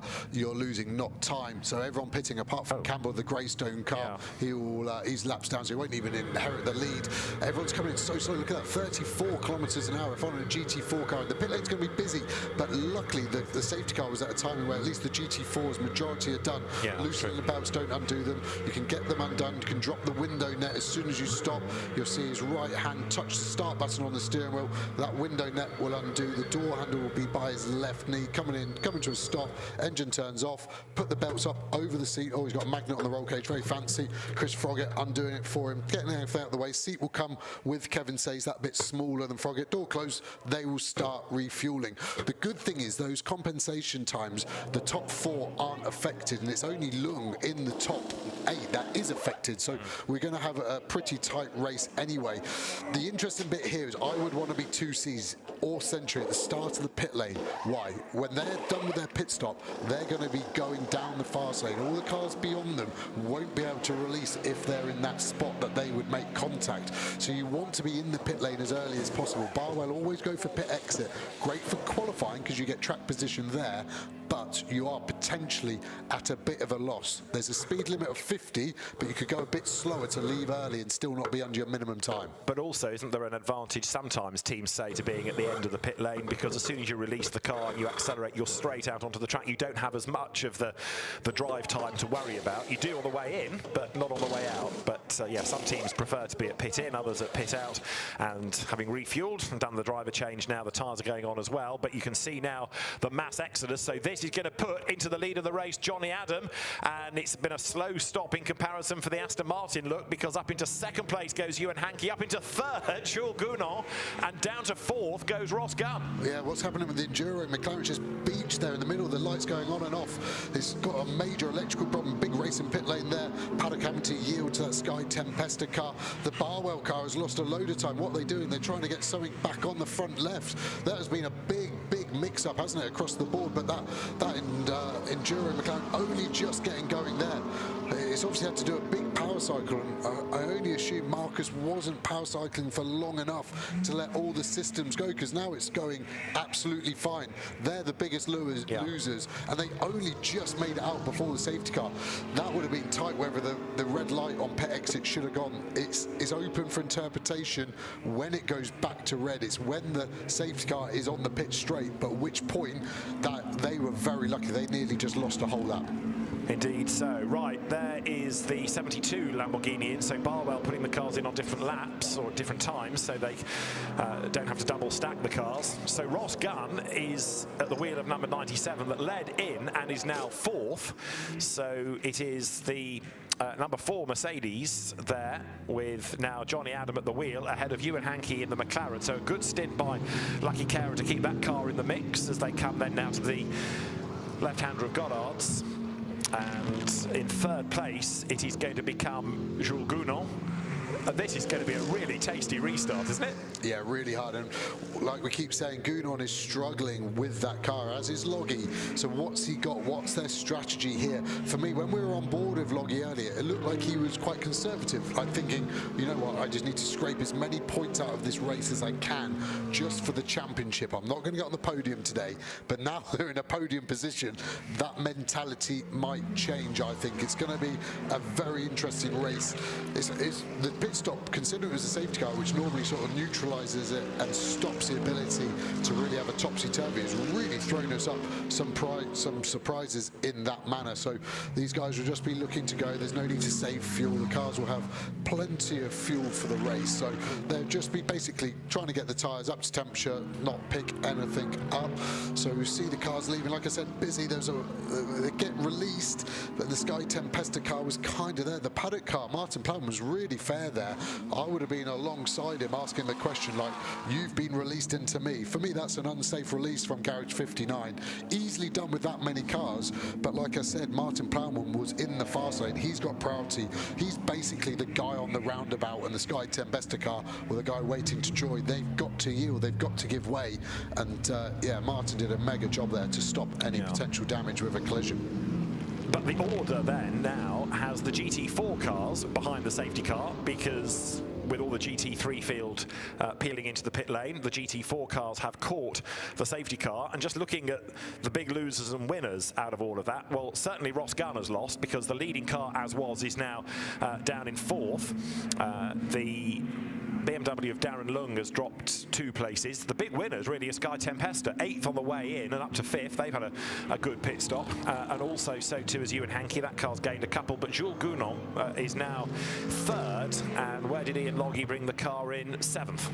Yeah, really good. And again, 2Cs would have done a mega job anyway, but that start of the pit lane positioning does mean they can just release and cruise down the pit lane a little bit earlier and just block people in effectively. The GT4s, once the safety car has got everything back underway and is happy, will do a wave around, and it will take another lap for them to then catch the GT3 leaders up. But the good thing with all those pit stops happening in a separate manner, we don't have too many GT4s mixed in with the GT3, so I think we're going to have a really, really clean fight once we do go back to green. Johnny Adam has been quick this weekend. He's quick full stop, but this weekend just a bit more time in that Mercedes. Obviously he's been in Aston Martin for so many years. He'll be learning the sort of little nuances that the Mercedes has got to offer, and every lap he'll just be a little bit more confident in it. Having a teammate like Jules Gounon, he'll be getting all the information from him too. So yeah, interesting to see where it goes. At the moment, what are my predictions? Andrew Howard was so fast, I don't think you can overlook Ross Gunn. No, he's quick in his own right, but that Aston Martin looks quick. And then a bit of a wild, boring one. I'm going to go Kershaw for lap record. Weston's out of the picture. So a new set of tyres going on that Golf liveried car, and he'll just give it everything for 3 laps, destroy the tyres, and then just cruise around for 50 minutes. Even though we're talking about cars losing places, because they're all still in a long line behind the safety car, track position may be lost, but you've not lost masses of time. So on the restart, you can expect lots of fireworks. Safety cars can breed safety cars, but as the field then come now through the Melbourne hairpin, we've got the GT4 field ahead of GT3. The car that we had lost, incidentally, was the number 3 Mercedes, which was the car of Mike Price, and he has been taken to the medical centre just for a precautionary check, and that is why we've had this safety car period. The lights are still on top of the safety car as the GT4 cars come over the line. Now, the safety car, when it was scrambled, picked up the race leader. In recent times, regulations seem to have gravitated towards that you have to have the leader behind on the restart, which never used to be the regulation, but it has sort of become the preference of race directors now to release the race with the overall lead car behind. There is 78, which is Sandy Mitchell, 9th. So that is the workload that he's got, 9th, with a lot of traffic to make up. But why is that car 9th? Well, Sean Balfe might be able to answer, because he was in it, he was struggling, and he's with Bryn. Yeah, I'm not sure Sean would like me to say he was struggling out there, but Sean, it was a tricky one for you. I mean, you started in a really good position. Just saying to me, it kind of came the wrong way round for you, though. Yeah, if you'd have asked me how was it going to pan out, struggle at the start. Got the turbo boys giving me a hard time. Get some fuel load off and let the Lamborghini do the work towards the middle end of the stint. I think it's fair to say anybody was watching, that was actually the reverse. I made a really nice start and used that clean air. Of course, it all changed when we hit traffic in the GT4s, running offline, dirty tyres, and yeah, of course, it became difficult at that point. But I was on used tyres. Sandy's now received brand new tyres, so some of the cars around me were on new tyres. So I expected to struggle a little bit, but of course, I'm disappointed to slip back from pole like that. But You know, the car's in one piece, and Sandy's going to do his best. What can Sandy do from this point? He was saying to me that he didn't think that there was necessarily a problem. You weren't reporting any problems back. No. I mean, there wasn't a problem with the car. There'd been no contact. Dirty tyres, defending hard, a combination of dirty tyres and defending against particularly the turbo cars, which have a greater advantage. It becomes very difficult. I mean, I, as opposed to Alton, I think I raced, got my elbows out, didn't get the result I wanted in my stint. But if you look at where we were at Alton, what we did at Silverstone, where we were in qualifying, there's lots of positives. This is a long season.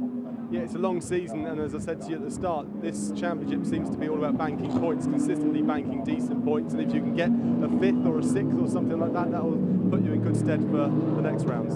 Absolutely. The people that I know, that, you know, Phil Keane, Rob Bell, some really good teammates over the past, they always drop me words of encouragement. Sean, if it doesn't go right, keep it clean, get points. That's what the championship's about, and that was my fail-safe today. Well, look, you've got some points, hopefully. We'll have to wait and see, but well done, Sean. Cheers. Their 78 Lamborghini is going to be a rocket ship. And there's the DTO McLaren with a problem. Now, that's your GT4 leading car. It has slowed right down coming out of Hollywood and ground to a halt. So the car that led GT4 into the pit window, with Aston Miller now at the wheel of it, was down to 2nd in the class after the pit stops, and it has ground to a halt at Hollywood. This is big drama under the safety car in GT4, and it's going to elongate the safety car period potentially to move it, unless it's an electrical drama, revs have just dropped too low and it can restart. Joe, what are your thoughts? Yeah, he's done a power cycle. We saw which one, the Optimum car, have to do it in warm-up, exactly the same position. I think it was coincidental, but the problem with these modern racing cars, it did lots of development in the Artura GT4. There are so many sensors, and as soon as one of them isn't happy with a parameter, it can just put the car into limp mode, it can kick it into neutral. It's effectively an automatic gearbox. It's a DSG box. So if something's not happy and it just gives you a box full of neutrals, there isn't a clutch pedal to push and try and ram it into gear. But I mean, the lights aren't on it at all. So as it just comes back on, I think that was his brake lights. Yeah, exactly. I'm glad he's listening to us in the car, but I'd rather he got the car going. Off he goes. But I think that's gravity. I don't think that's moving by engine power, because the lights aren't on. You can see the heat soak coming out of that car. It's a V6 with turbos in the middle, so there's so much heat. Has it just not been getting the air to it? But I mean, to lose a race from the lead, there is nothing worse, and it being a reliability issue is even worse than that. The team have done a mega job. They've serviced the car, they've got it out of the pits. It was obviously in 2nd position with the Race Lab car in front on that silver penalty not having to be applied to it. But yeah, I couldn't think why it's done it. It's just one sensor not happy, just the whole car turns into a very expensive looking paperweight effectively. Now, your suggestion that Marvin Kirchhofer would go for a lap record, the car's just been retired with damage. Okay, so I was close with that one. You were close with that one, yeah. As ever, we're spot off with our predictions today. Now, the other net result of this drama in GT4 means that, and I mentioned it already, the safety car period has to be elongated in order to get that out of the way. The knock-on effect of that, of course, is that when we do go green, there are fewer racing laps for all of those GT3 guns at the front of the field to do anything. It's going to be a real dash to the end, isn't it? Yeah, they're going to be super punchy. Yeah, they've all got too much fuel on board as well now. Under the safety car, you effectively burn it at half rate at best. So they would have saved, at the moment, nearly 10 minutes of fuel, which you're just carrying around with you. I have always asked, in development of race cars, can we not have a fuel burn map and it just fires fuel into the exhaust and we just burn it off that way, so I'm as light as possible on the restart? But I think with environmental concerns, that might be put on the back burner, not the afterburner for now. But yeah, what we're going to see, I think, it was interesting what Balfe was saying. He was putting all the blame at his own front door, wasn't he, really? He wasn't really saying the car had a problem. So are we going to see Sandy Mitchell all the way back in P9 attack it? He's got Marcus Clutton in front, who we know had a very quick teammate, was lap record holder until Cottingham pipped him by 4,000. So he's got a fast car. Dan Harper, we know, has almost been the revelation in that BMW so far this year. Plowman isn't slow. Froggatt maybe is a bit out of position, like a little bit higher than we've seen him. Ross Gunn, Gounon, Hankey, Adam. they're all together. Who's going to send it? Whoever's on the front foot into turn 1, lap 1 of the restart, I think will be the sort of dictator of their own destiny. But then the same is true in GT4, where Tom Wrigley is ahead of Charles Clark. Stuart Middleton, very, very quick. There he is in the Ginetta. Darren Burke, very quick. Lewis Plato, who we've seen in GT3 as well as GT4 machinery. There's the McLaren being towed away. So, you know, you've got the same situation in GT4 as you have in GT3. All of these rapid drivers ready to go when we go racing. Right, just while we draw breath in anticipation of the restart, we haven't heard from Bryn for a while, who's been busy tramping the pit lane. Bryn, what news have you got? Yeah, unfortunately, it's bad news for DTO. I mean, they've just spoken to the team. They look massively dejected. Complete power failure, and that's predictably what we thought it would be, but they don't know the reason why. They just know no power at all, can't restart, can't do anything at all, and now they've had assistance from external sources. They can't even come back to the pits and sort it and get back out on track. So they're very, very disappointed, understandably so, but that's game, set and match for them, sadly. Indeed. Had this been a 1-hour race, ... But as you say, the car grinds to a halt, and there is the outside assistance, the snatch vehicle dragging the car to a safer place down through the Craner curves. Bryn, thanks. It's bad news, but we now know the news at least. There you can see some of the evidence of Chris Hart's drama. It was here at McLean's that Mike Price had his off, which has triggered this safety car. Now, of course, it's long since been moved, the Mercedes. Mike going to the medical centre, as I mentioned, just to be checked over. But we can't go racing with that McLaren in an awkward place, nor with the snatch vehicle attending to it. So it eats into the remainder of the race, but we should be with something like 35 minutes, maybe a bit more, when we are good to go, which can't be that far away. So the safety car, the Lotus, with Formula Ford racer Lorna Vickers behind the wheel of it. The safety car crew in consultation with the race director Peter Daly, and once Peter is happy, and he'll be getting feedback also from the safety car crew as to what the incident zone where the McLaren is now like, whether it's been cleared or not. He'll have his own TV pictures and CCTV pictures as well to get the whole story, but on his command the lights will go out, and at the end of that lap the safety car will peel for the pit lane. That's Johnny Adam, that's the overall race leader. Yeah, and he's going to be in a pretty nice position, isn't he? The only one there is, I hope the safety car does wave through that Greystone McLaren in front of him of Ollie Webb. Obviously he should, but we've been under safety car for 20 minutes, so the race director and Peter Daly is under a little bit of pressure to get this race back going again. We want as much green running as possible. We've still got the wave around to be done for GT4, so potentially I think we've got another 6 minutes or so of safety car. The Lotus luckily is quick. We're doing 2:21, so we're only losing about 45 seconds a lap over green flag racing. But yeah, we need to get back to green. We need to see what we've got, don't we, really? So Johnny Adam leads the way. Great opening stint by James Cottingham. The car's in the lead. James did the fastest lap of the race as well. Let's hear from James Cottingham before we go back racing. He's with Bryn. You know what, James, this place throws up quite a lot of exciting races. This one's had a fair bit, and you guys jumping up to the top position with Johnny behind the wheel. Yeah, it's been a very grueling first half of the race for me. You know, Sean had such a good start, and I thought I'd try and get him on around the outside, and he left me just enough room, but I was all over the green on the exit of turn 1, and it just sort of went a little bit backwards from there, but managed to get my head down, stay out of trouble, and make some moves and get back to second. And then towards the end I could see that Howard was probably tiring a little bit, because Morgan and I were catching him at a rate of knots. But I understand they've had a bad pit stop, so yeah, it's a sprint race to the end, though. I mean, really exciting. Yeah, it certainly is. Well, we've got 40 minutes or so to go at this sprint race, as you call it. Just how tricky is it around Donington Park when you come up against the GT4 cars in particular? Because we've seen quite a lot of times of cars catching the GT4s and them not getting in the way, because it's a multi-class race. But I think following last race, you know, obviously I'm a little bit on the back foot here when it comes to GT4 cars, but it's, you know, the new surface is really high grip. GT4 cars are really fast through the Craners, for example, and traditionally, you know, we might be able to go around the outside of them, or at least get them into Old Hairpin, and it's been really difficult today. And it feels like the guys at the front of GT4 are you know, having their own race and not necessarily letting us through. Not that they should let us through, but it just, you know, it's been quite tricky, and it's a twisty circuit. But then again, the majority of the guys have done a great job.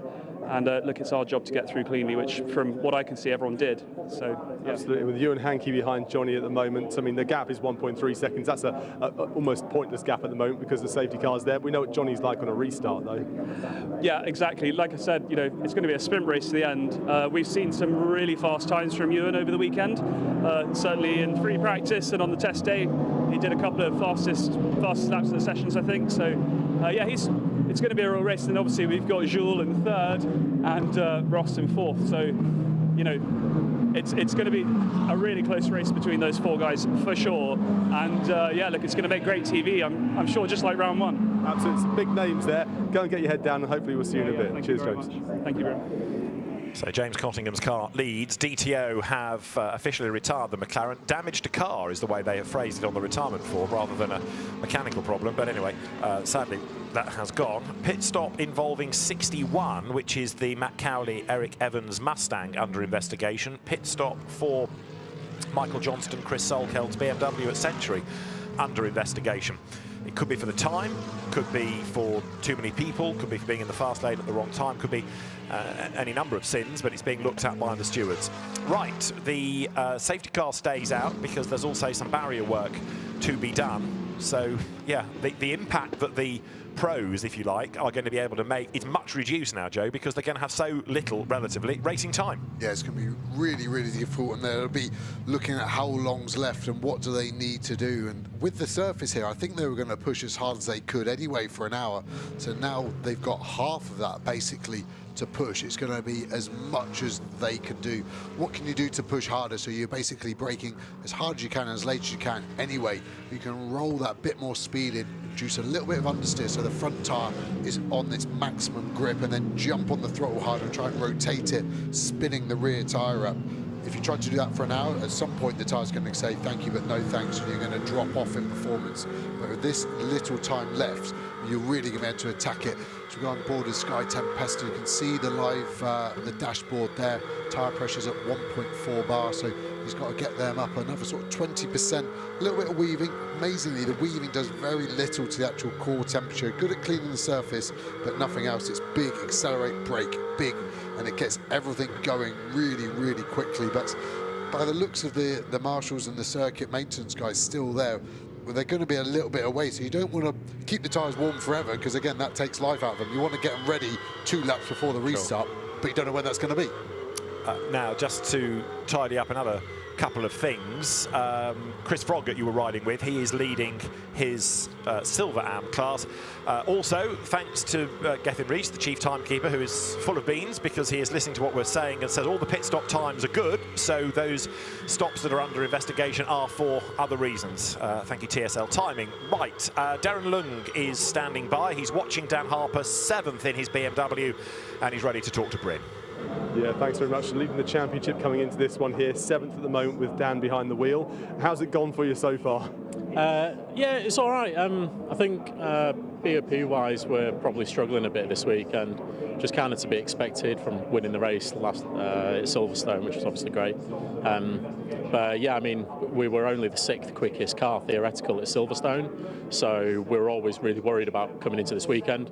Realistically, I thought we were going to be qualifying about P8. We're both pretty happy with where we were, and so yeah, now we're in actually a good position. Team's done a mega job as usual, completely clean pit stop, quite relaxed, and Dan's got the car in a decent position now. Absolutely, compensation time when you are winning a previous round, it's always going to hamper you somewhat, but we've spoken to many drivers over the years in this championship, and they say just keep banking those points. If you can keep banking those 5th, 4th, 6th, those sort of points there, those positions, you'll be in good stead when it comes the season end. Yeah, absolutely. That's the reason why I didn't even know what position I was in the whole race. The only thing I wanted to keep track of was my relative pace to the other drivers. You know, so I was on the radio to the guys, and they said Tilbrook was doing a mega job out there, beating us all every lap. So I sort of lined it up to let him through at the earliest possible opportunity. But it'd be great if other drivers could do the same.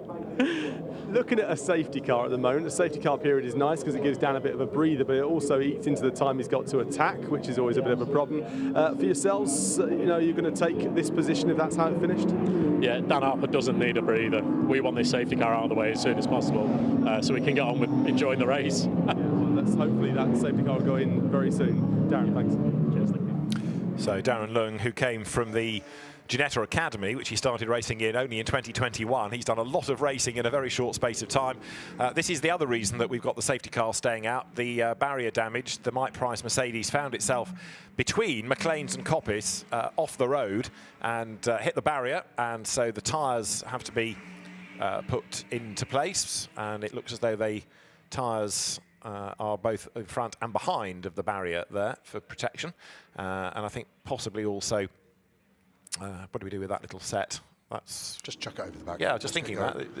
I think that was a spare set maybe they'd replaced with, and I hope that is the last. I was going to say, I can't see anything else that needs doing after that, so we might be okay to go racing pretty soon, and this is going to be under half an hour. It is nail everything to a sticking post or whatever and see what you can do. Tom Wrigley there, the GT4 leader, ahead of Charles Clark.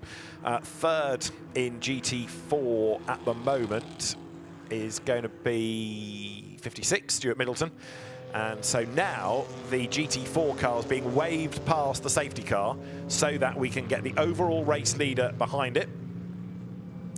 And it also means that you've got the fastest cars at the front. You're not restarting with the slower cars then being overtaken by the faster ones. So although it's perhaps not a necessary requirement, it is a safety requirement. Yeah, definitely, and it's going to really liven this race up. Yeah. We should. What, you mean it needs livening up, really? I've nearly fallen asleep for the last half an hour, so I forgot the first hour was one of the most intense hours of my life. But yeah, what we're going to see is a clean race for about 8 laps, and then these pros are going to catch those tail-end GT4 cars. I think we're going to see the GT3 field lap the GT4 twice more before the end. So we've got 2 exciting flashpoints on top of already having all of these GT3 cars bunched together. It's going to be mega. I think Mitchell's going to be a mover. We know Clotton was quick and his teammate Tilbrook was quick as well. If I could teleport myself now, and who would I want to be? Both of those guys are a bit too far back for me in P8 and P9 respectively.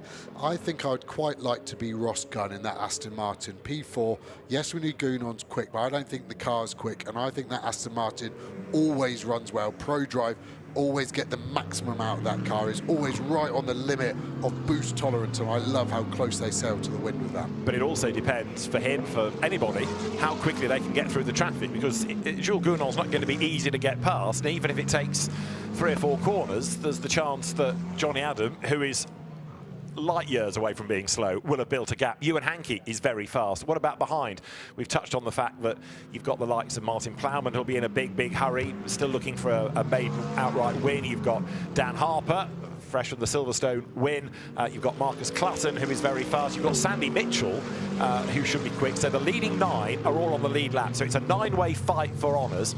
Chris Froggatt is going to have to work hard, I think, to stave off the attack of some, but he's quick in his own right. Don't forget, he's leading the Silver Am class against the Pro-Am, so in a way it's a little bit unfair to ask him to repel the likes of Plowman and Harper and Clutton and Sandy Mitchell. Sandy Mitchell, yes, should be fast, but he's at the back of that 9-car train. It's going to take him longer to get through. Yeah, it's a lot of cars to get past.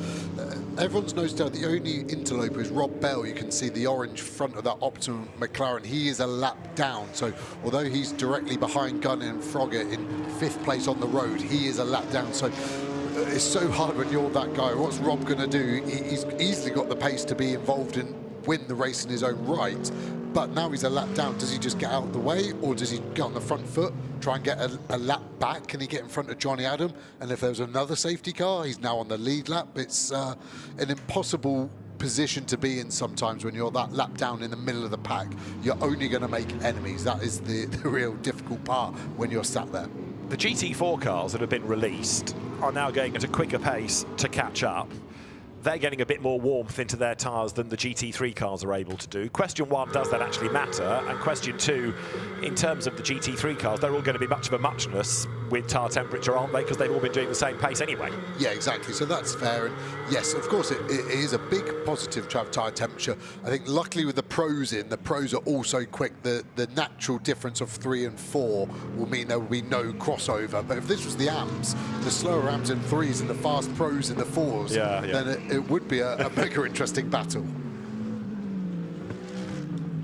So there is 97, Ross Gunn. Andrew Howard did a great opening stint in that car to get in the lead before that slow pit stop. Let's quickly rejoin Bryn. Andrew, Joe was saying in commentary that if he could pick any car to be in, any position to be in at the moment, well, he picked P1 obviously, but he picked your car to drive with Ross Gunn because fourth, and the car's performing really well. Yeah, I think what we've got is we've got the track, and the car. I know I whinge on about this, and everyone goes, "Oh, here he goes," but the car is inherently needs more grip. So actually, thank you very much, Donington. Great resurfacing. It's given us the grip. With the grip comes consistency. So yeah, I mean, I'd be in that car anyway. But yeah, that's car was great. Car was great.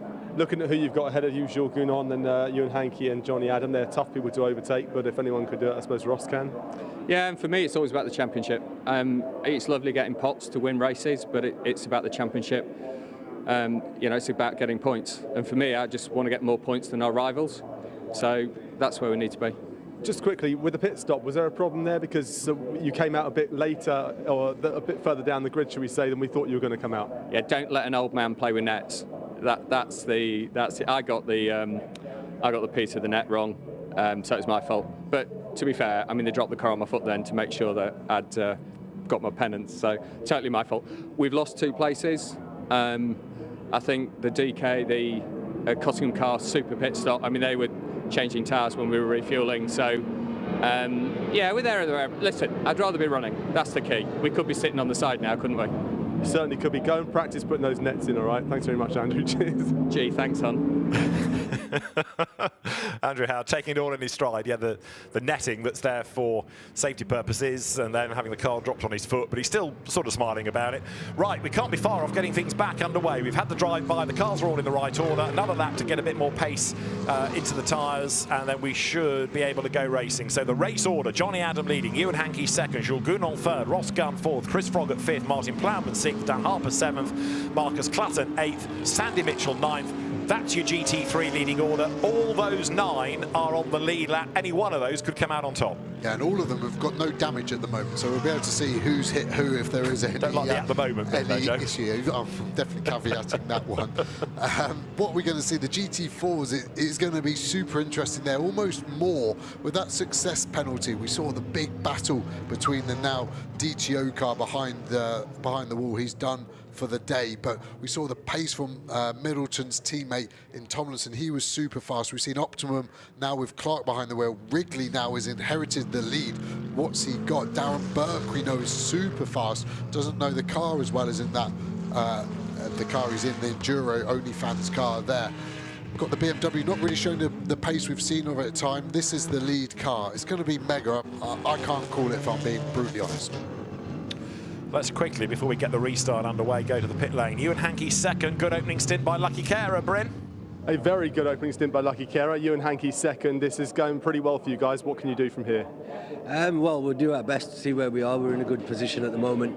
I enjoyed the stint. It was difficult, started to get tired and stuff. That's the longest stint I've ever done, to be honest. I bet it was. I think safety car's going in now, so back to David. Thanks, Lucky. Cheers. Right, here we go, racing everybody. It's been a long time coming. Safety car lights are out. We're going to have about 24 minutes, that's all. So this is the most intense 24 minutes of British GT perhaps we've ever had then, as the cars make their way up towards Goddard's. Accelerating away now is Johnny Adams. So it's going to be just these 24 racing minutes for all of these drivers. They've got to get everything back up to temperature. They have got to go racing. And who is going to be the first mover? Johnny Adam is in control. He leads then. He's just under half a second up on Ewan Hankey as they go diving down towards Redgate then, and a big send by Dan Harper to try to get up on the inside of Martin Plowman. Couldn't quite do it. Jules Gounon hanging on to that third place, and right up behind the BMW now, look, as well is Marcus Clutton. Through goes Harper. Clutton tries to follow suit. He had to have a little break on the dust, takes the bollard out. Plowman was within his right to get over there. Big slide from Plowman. So Dan Harper has got the move done. Clutton was on the front foot but couldn't quite get it done. Mega restart from Johnny Adam. He did get the jump, but look at Ewan Hankey now, already on the back end of him. And look at Jules Gounon dropping away slightly, and that means that Ross Gunn is on the attack. So Jules Gounon is not able at the moment to go with the McLaren then, as you see Johnny Adam lead, Ewan Hankey leads Jules Gounon, Mercedes, McLaren, Mercedes, Aston Martin. That's the top 4. Ross Gunn is 4th, And as the cars accelerate now, then down towards the S's, Jules Gounon jinks one side and then the other, partly to try to fend off Gunn, partly to get more tyre temperature, and through the S's they come onto the Grand Prix loop then. The 2.5 mile Donington Grand Prix circuit in use this weekend. Johnny Adam hanging on to the race lead then as he comes diving down now to the Melbourne hairpin. Yeah, it's really interesting to see where these cars are working their strengths. Clutter right on the rear end of Plowman there in the paddock car. Doesn't quite get the run. Harper flashing his headlights in the background. Gunn to the inside. Feints a move. Looked like Gounon locked the rear there just as he turned in. Saw the rear of the car really dart round on that silver Mercedes. Managed to get it back in. Rob Bell still there in that awkward mix, trying not to get involved, but has got the best seat in the house. They've all warmed their tyres up well. Harper down the inside of Froggatt. That was a good, clean move. He is the man on the move, isn't he? Out of everyone, you would say. Dan Harper, look at the acceleration of that BMW. That thing has got ponies under the bonnet, hasn't it? It has got so much power. As we go back to GT4, we've got the Greystone car there of Ollie Webb in front of our GT4 leader. The Optimum car, Charles Clark, looking down the inside. Pretty hard there. This is going to be a fight that is going to rage on. A little bit surprised that Middleton, the guy behind this battle in that Ginetta, isn't a little closer. Might have just made a small mistake. Let's see what happens. Mega run out the old hairpin. Can he go all the way around the outside? Is he going to be left a car width? There's a bit of a curb there.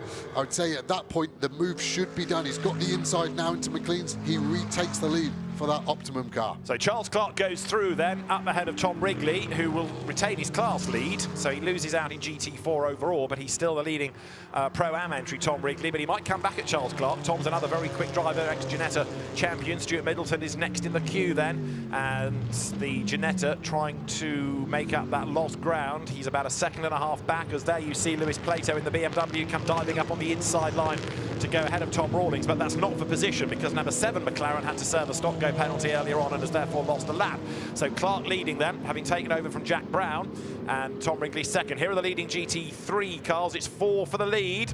It remains Adam Hankey, Gounon, Gunn, the top 4. Up to 5th then is Dan Harper. 6th it is Froggatt. 7th is Plowman. 8th Clutter. 9th Sandy Mitchell. And Johnny Adams' advantage was only 0.8 of a second across the line, but it looks to have stretched going down through the Craners. Yeah, he seems to have a little bit of reserve, doesn't he, at the moment. Harper's now got some clear space to really get onto the back, 1.3 behind Gunn. He's got a chance to get in the lap record here. Interestingly, at the end of these first flying laps, still no one has gone quicker than Cottingham. Johnny Adams and teammate is at the moment still the lap record holder around Donington Park, such as the pace been this weekend. We've seen from the new tarmac. Ross Gunn there, what's the car look like? Nice and stable, no slide. Getting on the back of Gounon, looking down the inside. We know it's strong in a straight line, that Aston Martin. What's he got through here? Interestingly, the track limit is reset every hour. As these guys got in, they've been under safety car for nearly 2/3 of that, so they've almost got 3 times the amount of track limits, it feels like, to use up. And in the last 5 minutes, I don't think anyone looked, so I'd be sending them big. So when are you going to use them up? Are you going to use them for lap time, or are you going to try and save it for a move? Can you straighten the car up? Can you use more exit curb like Marcus Clutton there, kicking up the dust? He's really struggling to get past Plowman, isn't he? Plowman really getting on top of this paddock McLaren. They were a little late adopting the Evo kit, but they really seem to have got on top of it, and the pace is strong from that car. Rather elasticated lead gap, still only 0.8 of a second. Johnny Adams, Ewan Hankey, no change in the order that lap. So despite the fact there are lots of people capable of making progress, all the pros operating at a very high level under the BOP, all the cars very evenly matched. So now actually it's harder to make the progress, isn't it, than perhaps it would have been in the Amstead. Johnny Adam leads. We're on lap 60. He is looking for an 18th British GT win.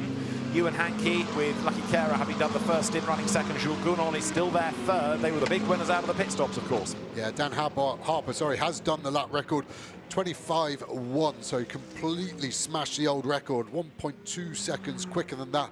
Andy took 0.7 of a second out of Gunn in front of him there, who's just got a track limit warning. So they're starting to come through as well. GT4, little spread out. Does look like Middleton, however, is catching the second place Wrigley, so that's going to potentially get going in the next few laps. Jules Gounon's had 3 track limit warnings already, all at turn 4, the old hairpin there, number 1, Jules Gounon. So it's just come up on the timing screen. Track limit warning third for car number 1. Right there is 22. That's Lewis Plato, who's taken over from Carl Cavers in the Century GT4 BMW.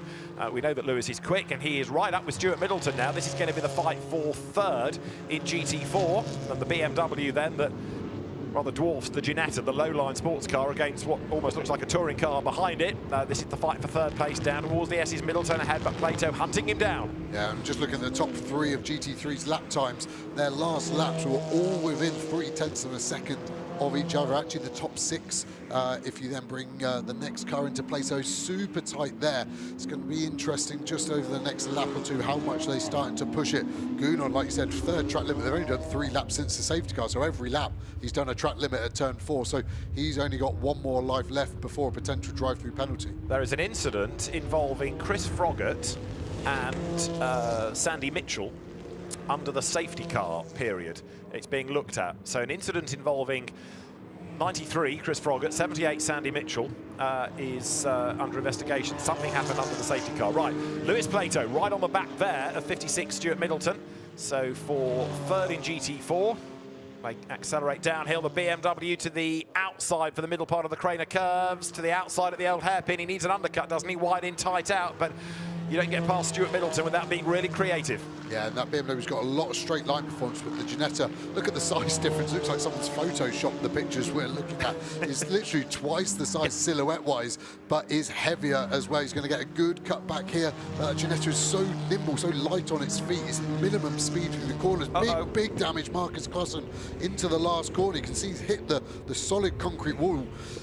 It's going to be hard if that's not a safety car. Martin Plowman, rear right damage. So they've obviously come together. Exactly. We saw Marcus looking a little bit frustrated. It might be as simple as it looks like they've rear-ended each other. So Plowman's on the brakes. This is into the previous corner. Plowman saying, if you want to go around the outside, go on, but I'm not going to turn. Marcus has got back down the inside. They're nibbling at each other.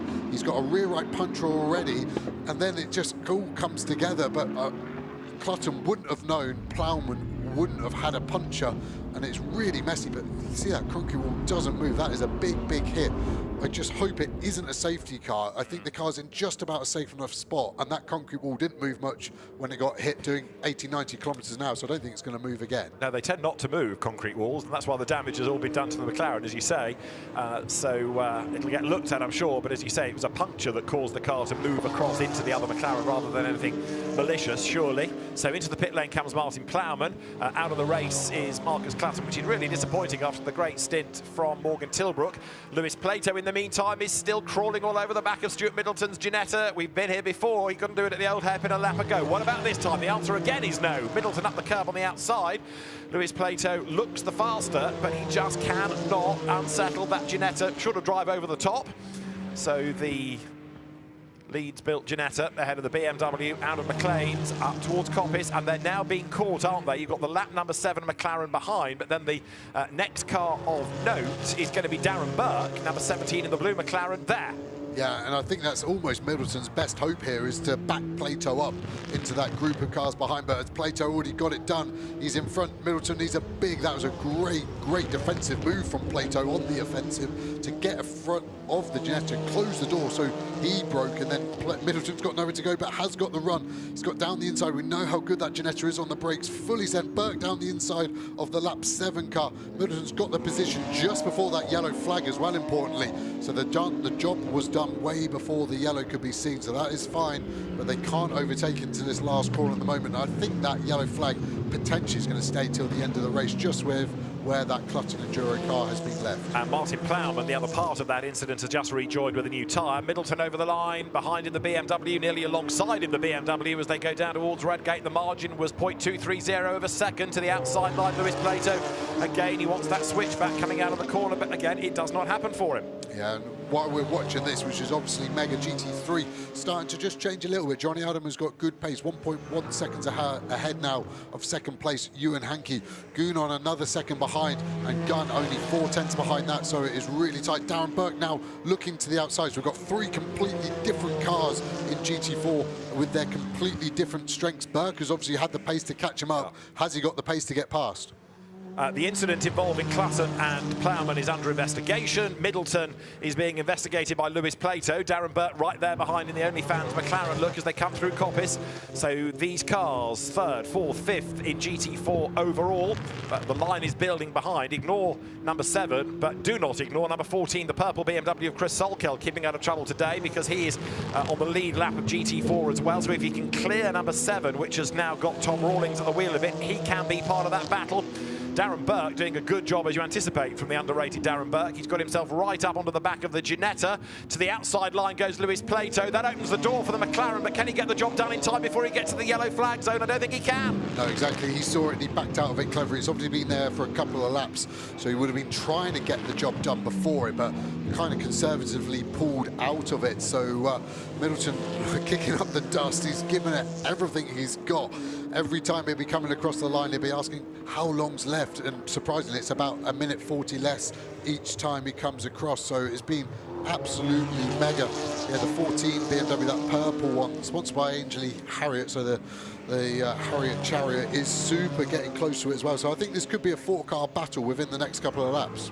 So Darren Burke, number 17, is the one attacking the BMW there to the outside line. Number 7, McLaren of Tom Rawlings, as I say, is not part of this fight. It's a lap back, but Lewis Plato again tries to make his move. Darren Burke having taken over number 17 McLaren from Harry George, and he's right there in the fight to be third by the end of the GT4 contest, which is 12 minutes away. Stuart Middleton goes defensive, and to the outside line is Lewis Plato, comes on the inside line out of Coppice. This is Plato's chance then.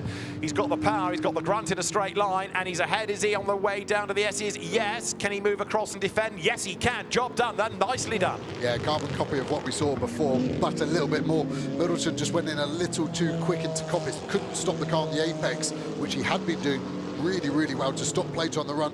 Burke on the attack. Middleton locking the rears under braking. Now we've got the race leader in the mix as well, GT3, Johnny Adam catching him. He's got to have to stay behind those 3 GT4s. They're in the yellow flag. Luckily, Ewan Hankey is 1 GT4 behind him. You almost have to do a safety car restart now as they clear the incident. You can now overtake. It's gone back to green on that corner. So off you go again. That is an added stress and another dynamic that these guys are all having to contend with. So over the timing line goes Johnny Adam, who is only 7/10 up on Ewan Hankey. It's still Jules Gounon 3rd. Right there behind him 4th is Ross Gunn. Right up behind Ross is Dan Harper. So Ross Gunn trying to attack Gounon, but now he's going to have to go defensive. Dan Harper could well make his way through into 4th place on this lap if he's really, really brave. And he is really, really brave, and he makes a move. Does he go down through the trainer curves? Traffic in the way, had to think better of it. Ross Gunn, 2nd generation racer, daddy, and used to be a real star in Mini Amelia racing. He keeps the BMW at bay, and he's caught back up to Gounon. Yeah, but look how much he had to lift, which has given Harper the run. Gounon caught that Ginetta right at the apex of the old hairpin, so Gunn looked like he was on the front foot, but then the speed delta so much to another GT3 meant he had to lift, and this is why Harper is all over the back of him. Gets it down into 3rd gear. You can hear a late downshift, obviously wanting to punch out of it. Pulling 4th now. What's he got coming down the straight? 1 more GT4. That's been kind to Gounon. Gunn has to make the lunge. Harper feels like he's got to follow their teammates, sister cars. That's lost him a little bit of time, but Plato has lost even more. Is that going to let Middleton and Darren Burke catch him back up? So the traffic playing a part for just about everybody now. Lewis Plato's cleared. Stuart Middleton is a long way behind now. You've got also Chris Froggatt under attack from Sandy Mitchell, who's got himself up into 7th, but that's largely because of those 2 McLarens coming to grief rather than him being able to overtake. A nervous James Cottingham looks on. He could be, with Johnny Adam, our first double winner of the year. They won that opening race at Alton Park, remember, in the wet, and a 2nd win for James in his GT3 career, an 18th British GT win for Johnny Adam. Looks more likely now, doesn't it? We're into the last 10 minutes, a 2.5 seconds. Johnny Adam has cleared the traffic, and still one of Britain's best ever GT racers, clear of Ewan Hankey up front, and Jules Gounon illustrating the troubles that 2C's Mercedes has. Can't live with the top 2. He closed it in the traffic. He's hanging on to a podium place for now, but just does not have the pace to stay with the top 2, one of which comes out of the same team. Yeah, amazing. And you say troubles, and you are correct, but they are in 3rd place. Yes. If you had offered either of those to Gounon or Loggy, they would have bitten both your hands and a foot off, I think, to take that from him. And that will be his mentality now. With 9 minutes remaining, he will be on the ultra defensive. As soon as Ross Gunn gaps it back up again, which we know is going to happen. They've got the pace. He is going to be so aggressive on that defence.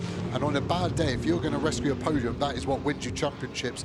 And I think that is really why Ian Loggie's got the #1 on his car from last year. He knows how to win a championship. And also, in fairness to Ian Loggie, of the AMs, he's probably one of the busiest. He's race sharp, isn't he? He doesn't just do British GT. Some of the other AMs only do this. Ian will find something to race somewhere, somehow, pretty much every weekend. Lucky Carer is a little bit the same. The pros, yes, they are racing every weekend.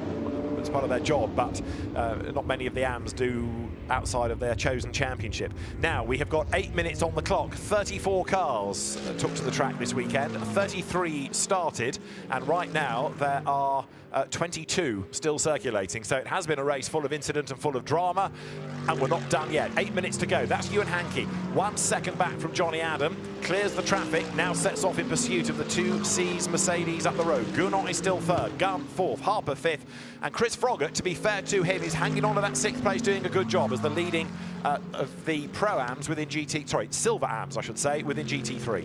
Yeah, and at the moment he's got quite a healthy gap, so he should bring that one home. You can see James Cotton, it's amazing, as soon as the camera on them, they try and do that nervous smile and then give up quite quickly and just pretend that the camera's not on them. And I do love how long the camera stays on them. It's on them for 5 or 6 times longer than they would very much want. Look at Gunn all over the back, using those track limits up a little bit there. You can't touch the blue part of the curb through the chicane, but he was definitely all over it. Harper waiting to pounce. What have they got? It's so hard now. One of the overtaking spots in this last corner has been taken away with this yellow flag that quite rightly is out for the stranded Clutton car. But we go on board with Gounod looking back. Let's see why we think this car's struggling. It's got great traction. Look at it pull away. What does it do at the end of this straight? It's not the fastest straight. You're only just getting into 5th gear. Doesn't really look like that Aston Martin gains until that last maybe 10-15% of the straight. Turning phase maybe not quite as strong as he'd want, but then again the drive of that Mercedes V8, you can hear it thumping away. It looks great, doesn't it? So I think he's got enough in reserve. I think he'll be working his absolute best to get that lap time from it, and it'd be one of those where I didn't win the race, but you know what, I did everything I could. I couldn't have done a single iota more than I did today. It's fascinating to watch the pros though, isn't it? Because they are so evenly matched, operating at the top of their game. There's nothing to choose between them. In GT4, making a little bit of progress now. Look, number 14, that's Chris Solkelt. So Darren Burke has got ahead of Stuart Middleton, the Ginetta that led the first quarter of the race, if not more, up to the first third maybe, in the hands of Freddie Tomlinson, has faded a bit. So GT4 is Charles Clark McLaren from Tom Wrigley McLaren from Lewis Plato BMW, that was really nowhere in the first stint. That's benefited from the safety car. 4th, Darren Burke McLaren, and down to 5th, there he is, Stuart Middleton Ginetta. 6th, Chris Solkelt BMW. Real shuffle around. Admittedly, we lost the early class leading McLaren from DTO, the Aston Miller Josh Rowledge car, but even so, it's been a real shuffle in GT4. Yeah, and we've seen the McLaren. I think we were robbed of a really good battle between DTO and Optimum there. I think Aston Miller against Charles Clark in the same car with different teams would have been an absolute mega one. But yeah, that Ginetta seems strong, doesn't it, at the start of each of its stints, and then just seems to fade a little bit. The team might be struggling just to get on top of tyre pressures, or it just might be the nature of the car, just where it seems to go off. But yeah, you can't say Middleton's not hustling it. No. And there's battles all the way back. You see the R Racing Aston Martin down the inside of Michael Broadhurst in that one Racing Mercedes, their second car of the weekend. Who's in front before the yellow flag? It's quite a hard one to call, isn't it? They're kind of racing through the yellow flag because it was level. I generally don't know who I would have said was in front when they got to that point. That's Ginetta 56, the car we're talking about for Stuart Middleton. Remember, was on the grass earlier on. It was involved in an accident. It got a bit damaged, but it's been a strong car. Other Ginettas have had all sorts of travails, but that one, no matter what's been thrown at it, has continued. Okay, it has faded a bit, but it's going to get to the end and it's going to bank points. The gap for the lead in GT4 now is up to 8 seconds, but equally Tom Wrigley is after the Pro-Am class win as much as anything, so he may well be content just to set a decent pace to win that element of GT4. It's a shame that number 7 lost time early on, because Tom Rawlings is always quick. There he is at the back of this little group, but that McLaren is on a different lap because, as we touched on earlier on, co-driver Kavi Jundu picked up a penalty. Over the line, to the eye, that gap is down a little bit, so Johnny Adam leads, and that's the fastest lap of the race from Ewan Hankey. The gap is 11 tenths, but a 1:24.977 is the new fastest lap of the race. 4 minutes to go, and Ewan Hankey is having one last push. Yeah, 4 tenths, that's a big jump to take out that lead. Lap record done. There's nothing more than you would want. His engineer should be screaming at him on the radio. That's the lap record. You're within a second now, Ewan. Come on, let's go. We've got 3 laps. Give it everything. No one remembers who finishes second. Win or bin, let's go for it now. He does a green sector 1 as well. Another 2 tenths taken out. I'm sure Johnny isn't nursing this home, but he will be giving it everything he wants now.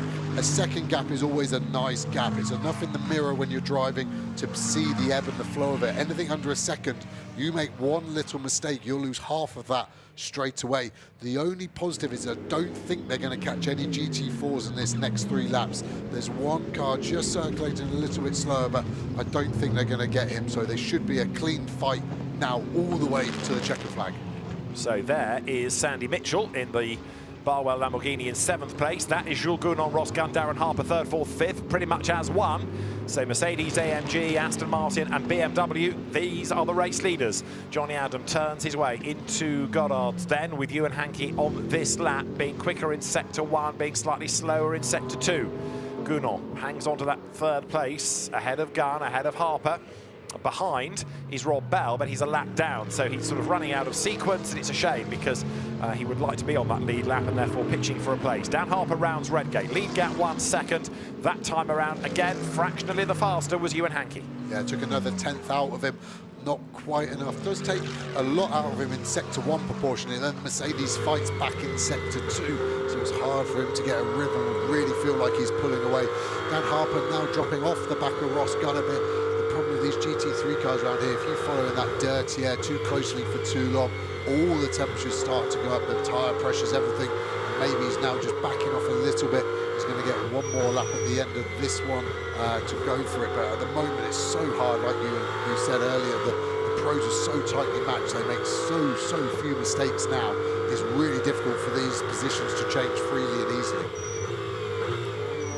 So there is the GT4 fight between Stuart Middleton and Chris Solkelt. I'd also offer you the fact that it seems to be getting a bit greyer overhead. I'm not suggesting that the weather's going to change, but it's certainly clouding over and getting cooler late afternoon at Donington Park now. Middleton turns his way out of Redgate.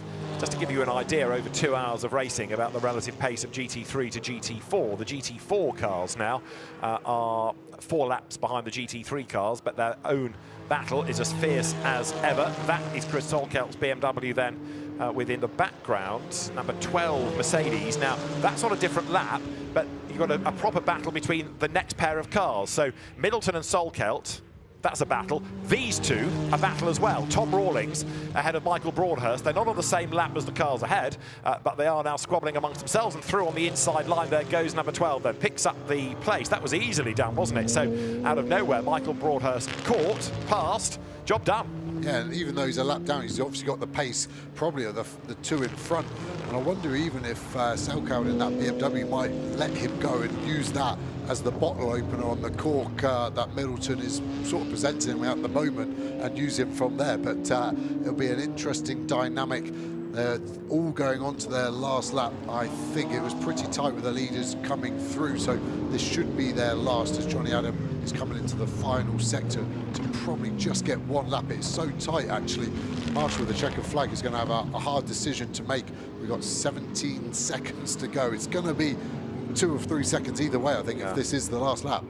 Yeah, I think he might just squeeze through for 1 more, mightn't he? But Johnny Adam then comes now into Goddard's and accelerates his way up towards the line, and we await up towards the timing line, just gets through. So 1 more lap as he comes across the line.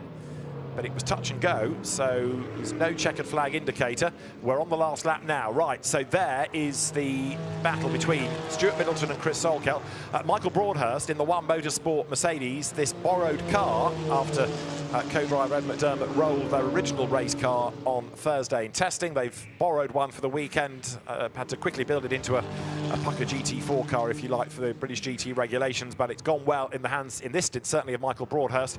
GT4 looks like it's going to be Charles Clark and Jack Brown to score a 2nd win of the year, the championship leaders. Stuart Middleton has driven very well in the Ginetta to try and hang on to as good a place as he can. But what about Johnny Adam versus Ewan Hankey? The gap was down again going on to this last lap. And there's the Ginetta way up the curb. Now Chris Solkelt is able to take advantage, or is he? No, because Michael Broadhurst gets up alongside the BMW.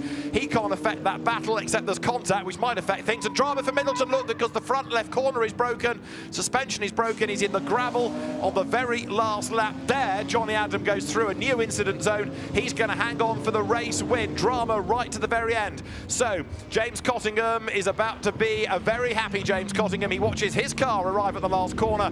Second win in the championship for him, an 18th British GT win for Johnny Adam. Round 4 of the Intelligent Money British GT Championship won by Johnny Adam and James Cottingham at Donington Park. Second, Ewan Hankey and Lucky Carer. Third, Ian Logie and Jules Gounon from Ross Gannon, Andrew Howard's Aston. And then fifth, Dan Harper and Darren Leung.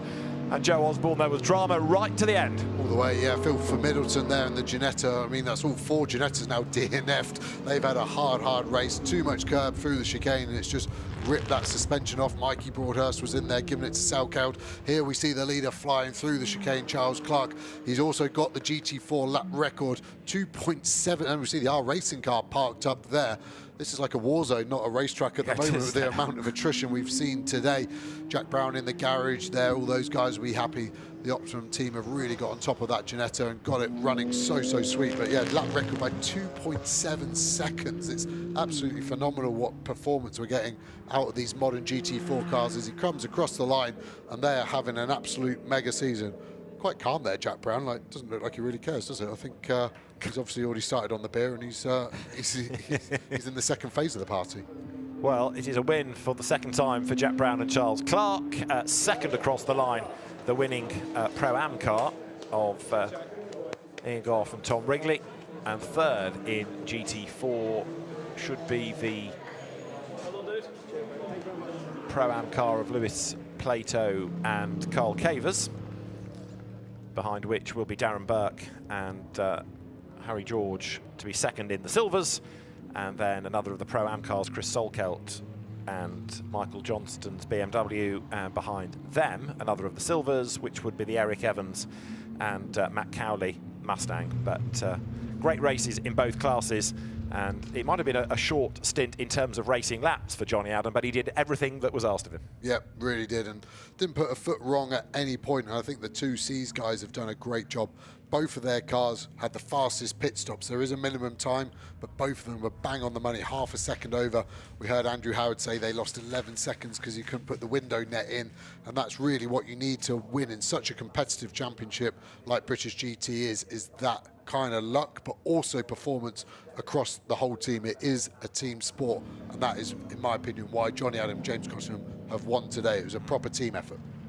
And the same is true in GT4. The Optimum Motorsport team, Jack Brown and Charles Clark, stayed in the mix in the opening stint. The safety car helped them because it meant that 26-second silver extra time didn't really matter at all, but it was good racecraft by Charles Clark on the restart. Charles stepping up from the Porsche Sprint Challenge GB, in which he was a front runner. Had the odd error, in fairness, but was very quick last year in the Porsche Cayman series. And his father, a driver that was in British GT for a time in Dodge Viper, Steve Clark. But he and Jack Brown taking race honours. And again, GT4 giving so much drama. So cars heading to Parc Fermé, and then the drivers to the podium. And Stuart Middleton walked back to the Ginetta, but very unfair in a way that on the very last lap that should befall the car after everything that was thrown at it. We said it was a strong car. Well, finally there was that straw that broke the camel's proverbial back, and it was enough to put it in the gravel after a really hard race. So Stuart Middleton puts on his helmet so the car can be pulled out of the gravel and towed back to the pit lane. Time for breath and a look at the result. Round 4 of the Intelligent Money British GT Championship. It's a triumph for James Cottingham and Johnny Adam. They are the winners by just 0.8 of a second. Ewan Hankey and Lucky Carer for his best ever result in British GT second, and the podium rounded out by perhaps surprised Ian Logie and Jules Gounon. A slow pit stop dropped Andrew Howard and Ross Gunn to 4th. Darren Leung and Dan Harper take 5th, and a class win within the silver am element of the race in GT3 for Chris Froggatt and Kevin Say. Sean Balfe and Sandy Mitchell struggled in the opening stint towards the end of that first half of the race. They got up to 7th. Rob Bell and Mark Radcliffe picked up a penalty and were 8th. Mark Sanson and Will Tregertha with damage 9th, and Mark Smith and Martin Plowman with a puncture in 10th ahead of Ollie Webb and Andre Borodin, who's still under investigation for an incident before the race started, his release from the pit lane. Ian Campbell and James Kell next. GT4, Charles Clark and Jack Brown the winners ahead of Ian Goff and Tom Wrigley. Lewis Plato and Carl Cavers coming home 3rd in class. But those are the men of the hour. Johnny Adam and James Cottingham. He, a very, very happy man, James Cottingham, and Johnny Adam, a great co-driver. We've always said how good he is at being able to get results and pace out of an AM. Bryn, they've done it again. Win number 2 of the season. Yeah, they've done it again, and with some style, I think it's fair to say. So 2 wins in British GT for you now. James entering this season, you didn't have any. Johnny's just racked up his 18th win in British GT as well, which is absolutely incredible.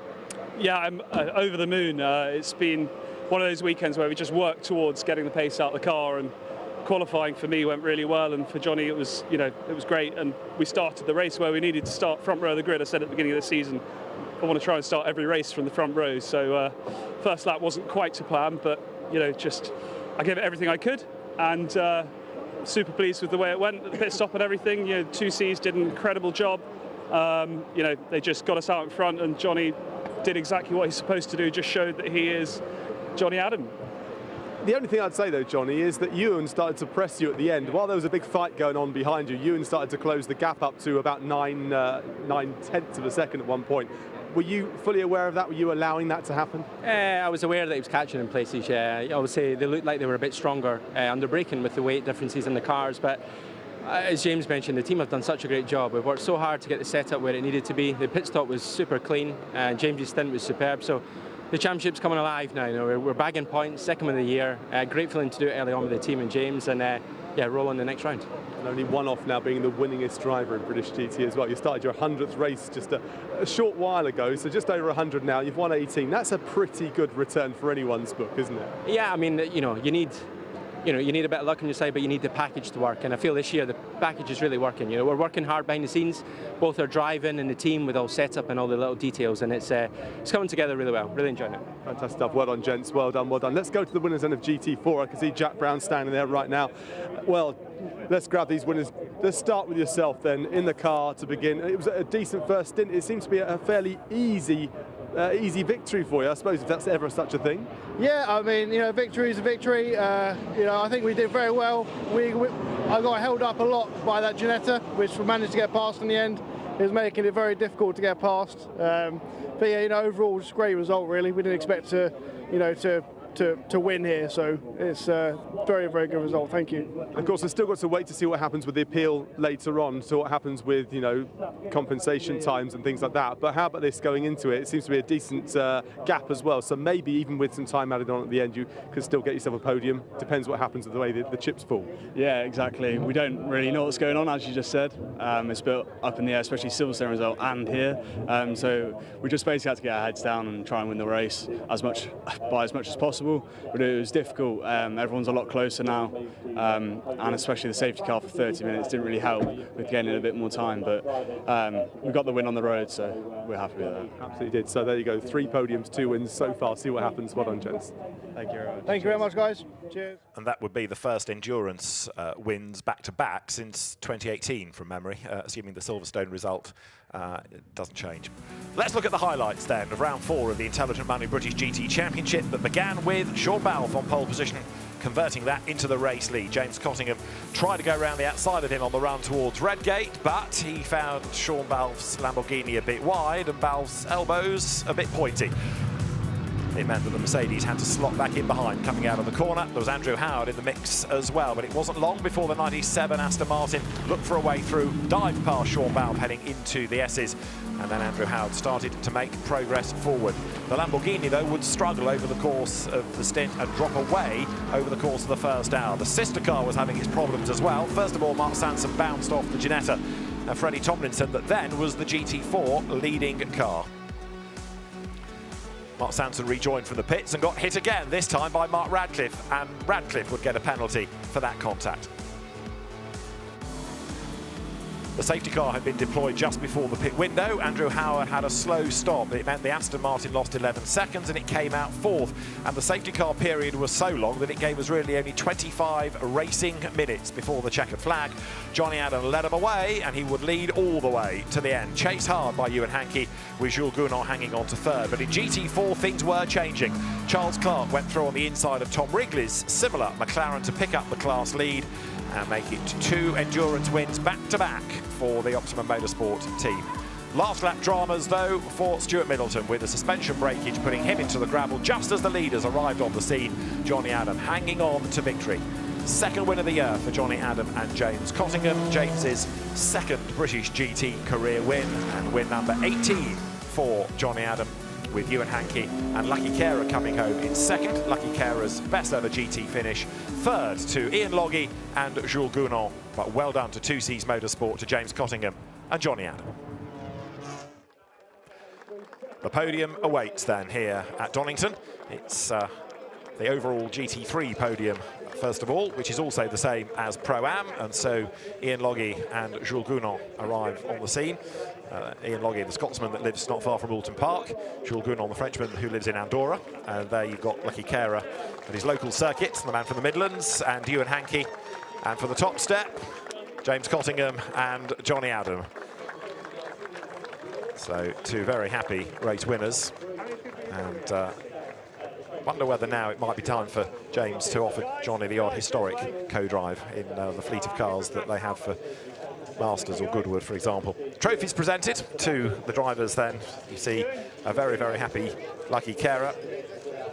Inveterate enthusiast is like, it doesn't matter whether it's club level racing or national level racing like this. If there's a weekend opportunity to go racing, he will seize it, he will be on track. James Cottingham and Johnny Adam, winners at Donington Park. Ewan Hankey and Lucky Carer second, Ian Logie and Jules Gounod third.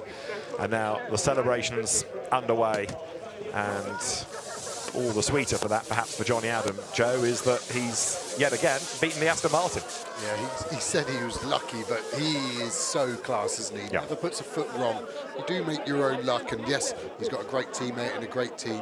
But we're so used to seeing him in like Aston Martin and almost going, well, what would he be like out of it? Well, he's answered the question pretty well so far this year, hasn't he? Yeah. Turns out pretty good, which doesn't surprise me in the least.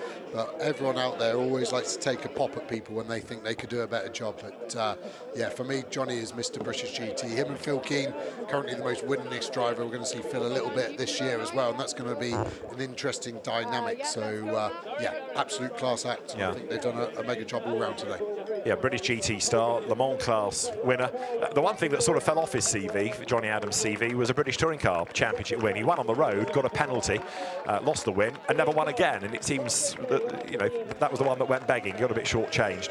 The podium ceremonies continue here, because now we turn our attention to the GT4 teams, where Carl Cavers and Lewis Plato stand. Now Ian Goff and Tom Wrigley are joined by Jack Brown and Charles Clark, the overall top three within GT4, and BMW chasing home McLarens. But don't forget the second-placed team on that podium coming out of the Pro-Am, and indeed the third, rather than being silvers. So they were helped by the timing of the safety car, were the silvers, to be able to negate some of that time that they had to serve extra, 26 seconds within the pits. Now, the way that Johnny Adam, just going back a conversation, is going, he was meant to be otherwise engaged for the final round of the championship, and therefore we might have to have seen somebody else in the car with James Cottingham. But as far as the championship is concerned, after 2 wins, and one of them being a double points round like this, they might have to reconsider. Yeah, I think it's a European Le Mans Series commitment with his parent contract of Aston Martin. Gosh. But that'll be an awkward question. I remember... We're near an airport in East Midlands. What's the problem? Private jet, you'll be fine. Exactly. I remember having a similar conversation with my wife when she was expecting a child. That was also part of mine. And it's like, I might be racing that weekend. Like, what if? Which is probably a smaller contract issue rather than Aston Martin at European Le Mans Series. But he will want a championship. That is definitely how he'll phrase that question to big boss John Gore at ProDrive. The similar conversation at my end for the birth of a child was a weekend of commentating, and that was assuaged by by Richard Hay offering to film the berth if it were necessary. The next group of drivers to the podium, we go back to GT3 and we turn our attention next to the Silver Ams. You've just seen Ian Campbell and James Kell. Now to the podium come Will Tregurtha and Mark Sanson, and there are the category winners, Chris Froggatt and Kevin Say, and they benefited from that safety car period, did they not? And sixth, a good drive by Chris Froggatt to keep other people behind. Yeah, really good. We thought the car might go back a bit. It did a tiny bit, but only really one place. Yeah. And that was really, really good. And again, it's easy to forget, we look at that Sky Tempesta as a really sorted team, which they are. But this is their third different car in as many years almost. So from Ferrari to Mercedes, now to McLaren, those guys will still be settling in as well. So those guys are probably going to be getting closer and closer to the front where they finish today for the rest of the season, I think. Mark Sanson must be breathing a sigh of relief that his race is over, because he was a bit of a magnet, wasn't he, being involved in 3 incidents with 3 different cars. But now it's time for a deep breath and to start to celebrate, as Chris Froggatt is the first one to start soaking his rivals and indeed teammate with the champagne. And Kevin Say, underlining the strength of this championship, who comes from Macau to take part in it. Great enthusiast. He was a race winner at Alton Park, 3 years ago now, with Tom Onslow Cole, when he came into the championship in the Mercedes AMG. But doing a grand job with the Sky Tempesta team, the Garage 59 operated car. So we've done GT3 overall, we've done GT3 Silver Am, and I think that leaves us now with the Silvers and the Pro-Am still to go within GT4, and there are the winning Pro-Ams. Ian Goff nearest to us, and Tom Wrigley. It's a good Lancashire team, that. So they will step forward in a moment towards the podium. They've got to be the most similar looking drivers that aren't related that's ever existed as well. When their pictures came up on the graphic, I'm like, we've got the same picture twice, but they are different. They're not related, but yeah, they look very, very similar. And yeah, it was also on the original GT4 podium. There's got to be the most gingers ever on it as well, 4 in total. So a fiery redhead is obviously what you want around Donington Park. So yeah, a mega result for those guys, and I think they're getting quicker and quicker. Race Lab, obviously with you and Hankey and Lucky Care well up there. These guys also seem to be getting on top of the GT4 equivalent McLaren for these guys. And Ian Goff and Tom Wrigley raising awareness for the Lions Barber Collective to raise awareness of men's mental health, and another excellent job. If you come to British GT on race day, you'll always find the pop-up barber shop that is here, and people make a contribution to the charity and get a haircut, and it's all part of Ian Goff's involvement in the championship to raise awareness of, as I say, men's mental health through the Lions Barber Collective. Well done to Ian Goff and Tom Wrigley, winners of their class within GT4. Next stop is Snetterton. For now, though, from Bryn Lucas, Joe Osborne and David Addison, goodbye from Donington.